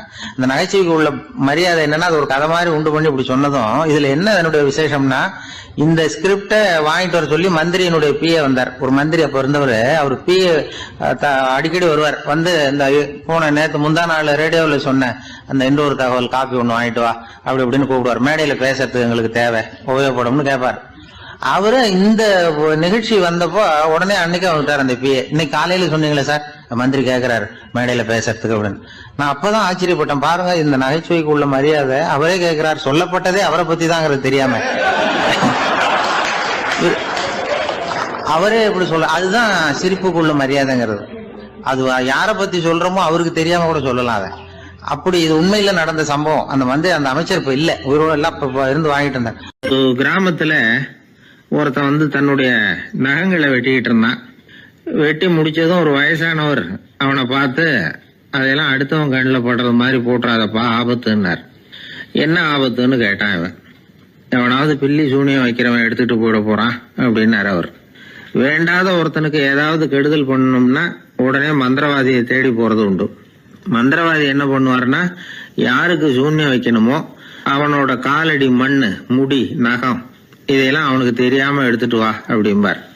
இது மட்டும் இல்ல, அழுக்கு துணி, வேறு மனித உருவம் மாதிரி செய்யப்பட்ட பொம்மை இதையெல்லாம் கூட மந்திரவாதிகள் பயன்படுத்துறது உண்டு. இதெல்லாம் ஏமாத்து வேலை. மனிதனுடைய முடி, நகம் இதெல்லாம் வெட்ட வெட்ட வளருது இல்லையா, அதனால அதுக்குள்ள உயிர் இருக்கிறதாக ஆதி மனிதர்கள் நம்பி இருப்பாங்க. அதனால மனுஷங்கிட்ட இருந்து அதெல்லாம் பிரிக்கப்பட்ட பிறகும் கூட அதுகளுக்கும் அந்த மனுஷனுக்கும் தொடர்பு இருக்கிறதாக அவங்க நம்பினாங்க. அந்த நம்பிக்கை தொடர்ந்து வந்து அதோட விளைவாதான் இன்னைக்கு மந்திரவாதிகள் நகத்தையும் முடியையும் எடுக்கிறாங்க. அந்த நகத்துக்கும் முடிக்கும் ஒரு பாதிப்பு உண்டாக்குனா அது சம்பந்தப்பட்டவனுக்கு போய் சேரும் அப்படிங்கறது அவங்க நினைப்பு. அவ்வளவுதான் விஷயம். இது மாதிரி நம்பிக்கைகள் தான் இன்னைக்கு நகம், முடி இதையெல்லாம் மத்தவங்க கண்ணுல படும்படி போடக்கூடாது அப்படிங்கிற வழக்கத்தை உண்டாகி விட்டுது. ஒருத்தர் பேரு என்னன்னு கேட்டு தெரிஞ்சுட்டு போய் அந்த பேரை வச்சு அவனோட ராசி பலனை கணிச்சு அவனுக்கு ஏற்பட இருக்கிற கெட்ட நேரத்துல அவனுக்கு சூன்யம் வச்சா அது உடனே பலிக்கும் அப்படின்னு ஒரு நம்பிக்கை. அது மட்டும் இல்ல, சூன்ய தகட்டுல பேரை எழுதி புதைக்கிறதும் உண்டு. இதனாலதான் பெண்கள் கணவன் பேரை சொல்லாத பழக்கம் ஏற்பட்டுதான். அதாவது பேரை கேட்டுக்கிட்டு போய் ஏதாவது கெடுதல் பண்ணிவிட்டா என்ன பண்றது அப்படிங்கிற பயம். அப்படி ஆரம்பிச்ச பழக்கம்தான் இன்னைக்கு ஏதோ மரியாதைக்காக கணவன் பேரை பிறர் முன்னிலையில சொல்றது இல்லை அப்படிங்கிறது மாதிரி ஆயிட்டுது. மந்திரவாதிகள் நம்ம ஊர்ல மட்டும்தான் இருக்கிறாங்கன்னு நினைக்காதீங்க, உலகம் பூரா உண்டு. பிசி தீவில் வாழக்கூடிய மக்கள் என்ன செய்வாங்களாம் தெரியுமா? இது மாதிரி மாந்திரீகம், செய்வன, பில்லி, சூனியம் இதெல்லாம் தங்களை பாதிக்காம இருக்கிறதுக்காக வீட்டை சுத்தி அகழி வெட்டி அதுல தண்ணீரை நிரப்பி வச்சிருவாங்களாம். ஆஸ்திரேலியாவில் இருக்கக்கூடிய பழங்குடி மக்கள் கிட்ட ஒரு பழக்கம், ஏதாவது பழங்கள் சாப்பிட்டா அதோட விதைய தண்ணீர்லயோ அல்லது ஆத்துலயோ போட்டுருவாங்களாம். வெளியில போட்டுட்டா அதை எடுத்து செய்வினைக்கு பயன்படுத்திடுவாங்க அப்படிங்கிற பயம். இது மாதிரி உலகம் பூராவும் செய்வினையின் மூலம் அடுத்தவங்களுக்கு பாதிப்பை உண்டு பண்ண முடியும் அப்படிங்கிற நம்பிக்கை இருக்கத்தான் செய்யுது. பொதுவா எல்லா ஊர்லயுமே நகம், முடி, காலடி மண்ணு, மனித உருவ பொம்மை இததான் மந்திரவாதிகள் பயன்படுத்துறாங்களாம். இந்த பில்லி, சூனியம், செய்வினை இதுல இருக்கிற உண்மை என்ன தெரியுமா? நகமோ முடியோ எதையும் செய்யறது இல்ல, சம்பந்தப்பட்டவனுக்கு ஏற்படுற பயம் இருக்கு பாருங்க, அதுதான் பாதிக்கும். இது மனநிலையை பொறுத்த விஷயம், வேற விஞ்ஞான ரீதியான பாதிப்பு இதுல எதுவும் கிடையாது. நம்ம ஊர்ல ஏற்பட்ட பகுத்தறிவு சிந்தனைகள், மூட நம்பிக்கைகளை எவ்வளவோ குறைச்சிருக்குது. இருந்தாலும் ஏமாந்து போறவங்க இன்னும் இருந்துகிட்டு தான் இருக்கிறாங்க. இந்த காலத்துல சின்ன குழந்தைகளை கூட ஏமாத்துறது கஷ்டம். ஒரு குழந்தை கேட்டுதான், ஏன்பா பிரார்த்தனை பண்ணுனா நமக்கு எல்லாம் கிடைக்குமா அப்படின்னு தான். ஓ கிடைக்குமே அப்படின்னாராம் அப்பா. நீ வச்சிருக்கிறிய பேனா அது கூட கிடைக்குமா அப்படின்னு கேட்டுதான் குழந்தை. ஓ கிடைக்கும் அப்படின்னாராம். அப்படின்னா நீ வச்சிருக்கிற பேனாவை என்கிட்ட கொடுத்துரு, அதுக்கப்புறம் நீ பிரார்த்தனை பண்ணி வேற ஒரு பேனாவை வாங்கிக்கோ அப்படின்னு தான் அந்த சின்ன குழந்தை. ஒரு ராஜா இருந்தார். அவர் ஒரு பெரிய கோயில் கட்டினார். பல ஊர்கள்ல இருந்து சிற்பிகள்லாம் கொண்டுகிட்டு வந்தார். அழகழகா சிற்பங்களை செய்ய சொன்னார். ஊர்ல உள்ள ஜனங்களும் கோயில் கட்டுறதுக்கு அவங்களால முடிஞ்ச உதவியை செஞ்சாங்க. ராத்திரி பகலா வேலை நடக்குது. கோயில் கொஞ்சம் கொஞ்சமா வசந்துகிட்டே வந்துட்டுது. அந்த ஊர்ல ஒரு வயசான அம்மா இருந்தாங்க, ரொம்ப ஏழை. அவங்களுக்கு மனசுக்குள்ள ஒரு உறுத்தல், இந்த ஊர்ல எல்லாரும் இந்த கோவில் கட்டுறதுக்கு அவங்களால முடிஞ்ச உதவியை பண்ணிட்டு இருக்கிறாங்க, நம்மளால ஒன்றும் பண்ண முடியலையே அப்படின்னு நினைச்சு கவலைப்பட்டாங்க. அவங்களுக்கு மனசு கேட்கல, ஏதாவது செய்யணும் நம்மளால முடிஞ்சது அப்படின்னு யோசனை பண்ணாங்க. நல்ல வெயில் நேரத்துல சிற்பிகள்லாம் ரொம்ப சிரமப்பட்டு சிலை வடிச்சுக்கிட்டு இருக்கிறாங்கல்ல, அவங்களுக்கு அந்த நேரம் தாகம் எடுக்குமே, அதனால சிரமப்பட்டு ஒரு குடத்துல தண்ணி எடுத்துக்கிட்டு அதை இடுப்புல வச்சுக்கிட்டு மெதுவா கொண்டுகிட்டு அங்க போறது அப்படின்னு முடிவு பண்ணிட்டு அந்த அம்மா போச்சு. அங்க போய் வேலை செய்யறவங்களுக்கு தாகம் எடுக்கிற போலாம் ஒரு கோவலையில தண்ணியை எடுத்து கொடுத்துக்கிட்டு இருக்கிறது. இப்படியே பண்ண ஆரம்பிச்சுட்டு அந்த அம்மா. ஏதோ அந்த அம்மாவால முடிஞ்ச ஒரு சின்ன உதவி அது. இப்படி கொஞ்சம் கொஞ்சமா வேலை நடந்தது. கோபுரம் வசந்தது, எல்லா வேலையும் முடிஞ்சது. இனிமே கடைசியா கற்ப கிரகத்தின் மேல விமானம் அமைக்க வேண்டியதுதான் பாக்கி. அந்த வேலையும் ஆரம்பமாச்சு. அந்த சிற்பிகள்லயே அனுபவசாலியான ஒருத்தர் இந்த அம்மாவை தேடிட்டு வந்தார். பாட்டி, உங்ககிட்ட இருக்கிற ஏதாவது ஒரு பொருளை கொடுங்க, அந்த விமானத்துல வைக்கலாம் அப்படின்னு நாங்க நினைக்கிறோம் அப்படின்னார். இந்த அம்மாவுக்கு ஒன்றும் புரியல. ஏதாவது இருந்தாவில கொடுக்கலாம், எதுவும் இல்லையே, என்ன பண்றது யோசனை பண்ணாங்க. இத பாருப்பா, என்கிட்ட என்ன இருக்கு, இந்த வாசப்படியில கிடக்குது, இந்த கல்லு தான் இருக்குது, வேணும்னா இத எடுத்துட்டு போங்க அப்படின்னாங்க. உடனே அந்த கல்லை பேத்து எடுத்துட்டு போயிட்டாங்க அவங்க. அங்க போய் பார்த்தா என்ன ஆச்சரியம், அந்த விமானத்து உச்சியில கலசங்களை அமைக்கிறதுக்கான பிரம்ம எந்திரத்தை மூடுற கருங்கல் ஒண்ணு தேவையா இருந்தது. இவங்க எடுத்துட்டு போன கல்லு அதுக்கு ரொம்ப பொருத்தமா அமைஞ்சு போச்சு. ஏதோ அதுக்காகவே அளவெடுத்து செஞ்சது மாதிரி அமைஞ்சுட்டுது. அந்த கல்லையே அங்க அப்படியே பதிச்சுட்டாங்க. ஒரு வழியா கோவிலை கட்டி முடிச்சாங்க. அடுத்தது கும்பாபிஷேகம், அதுவும் ரொம்ப சிறப்பா கோலாகலமா நடந்து முடிஞ்சது. இவ்வளவையும் பார்த்த அந்த ராஜாவுக்கு மனசுக்குள்ள ரொம்ப பெருமையா இருந்தது. இவ்வளவு பெருசா இந்த கோவில் உருவாகிறதுக்கும் இவ்வளவு சிறப்பா இந்த விழா நடக்கிறதுக்கும் நாம தானே காரணம் அப்படின்னு மனசுக்குள்ள நினைச்சுக்கிட்டார். இப்படி நினைச்சுக்கிட்டே அன்னைக்கு ராத்திரி அரண்மனையில படுத்து தூங்கினார். உடனே ஒரு கனவு. ஆண்டவனே அந்த ராஜாவோட கனவுல வந்தார். ராஜா ஆண்டவனை வணங்கினார். இறைவா, உங்களுக்காக நான் கட்டியிருக்கிற கோவில் எப்படி இருக்குது, நல்லா இருக்குதா அப்படின்னு கேட்டார் ராஜா. அதுக்கு இறைவன் சொன்ன பதில் என்ன தெரியுமா? நீ கட்டின கோவில்ல அந்த கிழவியோட நிழல்ல நான் சுகமா இருக்கிறேன் அப்படின்னாராம். இப்படி சொல்லிவிட்டு கடவுள் மறைஞ்சுட்டார். கனவு கலைஞ்சுது. ராஜா விசாரிச்சார், யார் அந்த கிழவி அப்படின்னு. எல்லாரும் விவரத்தை சொன்னாங்க. அப்பதான் ராஜா நினைச்சு பார்த்தார், இந்த கோவிலை நானே கட்டினதாக ரொம்ப பெருமைப்பட்டுக்கிட்டேன். ஆனா அந்த வயசான அம்மா வீட்டு வாசல்ல கிடந்த கல்லு அது இறைவனுக்கு சுகமான நிழல் கொடுக்கறதாக சொல்றாரு அப்படிங்கறத எண்ணி பார்த்தார். நான்கிற எண்ணம் நழுவி போயிட்டு தான். கோபுரம் எவ்வளவு பெருசுங்கிறது முக்கியம் இல்ல, குணம் எவ்வளவு பெருசுங்கிறது தான் முக்கியம். அந்த வயசான அம்மா நம்ம நாட்டுல வாழறது தான் நமக்கு உண்மையான பெருமை அப்படின்னு நினைச்சாராம் ராஜா. இந்த காலத்திலயும் ஒரு ஊர்ல ஒரு கோவில் கட்டினாங்க. எல்லா ஜனங்களும் அவங்களால முடிஞ்சதை செஞ்சாங்க. நம்மால் ஒருத்தன் அந்த திருப்பணி குழு தலைவரை போய் பார்த்தான். நான் ஏதாவது ஒத்துழைக்கணுமா ஐயா அப்படின்னு ரொம்ப பணிவா கேட்டான். திருப்பணி குழு தலைவர் சொன்னார், இத பாருப்பா, இந்த கோவில் கட்டி முடிக்கிற வரைக்கும் உன்னுடைய ஒத்துழைப்பு எதுவும் தேவையில்லை. கட்டி முடிச்சு கும்பாபிஷேகம் ஆனதுக்கு அப்புறம் தான் உன்னுடைய ஒத்துழைப்பு ரொம்ப அவசியம் அப்படின்னார். அதுக்கப்புறம் நான் என்ன செய்யணும் சொல்லுங்கன்னா, இவன் இந்த சாமி சிலைய நீ திருடிட்டு போகாம இருக்கணும், அவ்வளவுதான் அப்படின்னாராம் அவர். என்னுடைய நண்பர் ஒருத்தர், அவர் விரல்ல நகமே இருக்காது. என்ன காரணம்னு நினைக்கிறீங்க? எல்லாத்தையும் அவரே கடிச்சு துப்பிடுவார். அப்படி ஒரு பழக்கம். சின்ன குழந்தைகள் நகம் கடிக்குது, விரல் சூப்புது. இதுக்கு என்ன காரணம் தெரியுமா?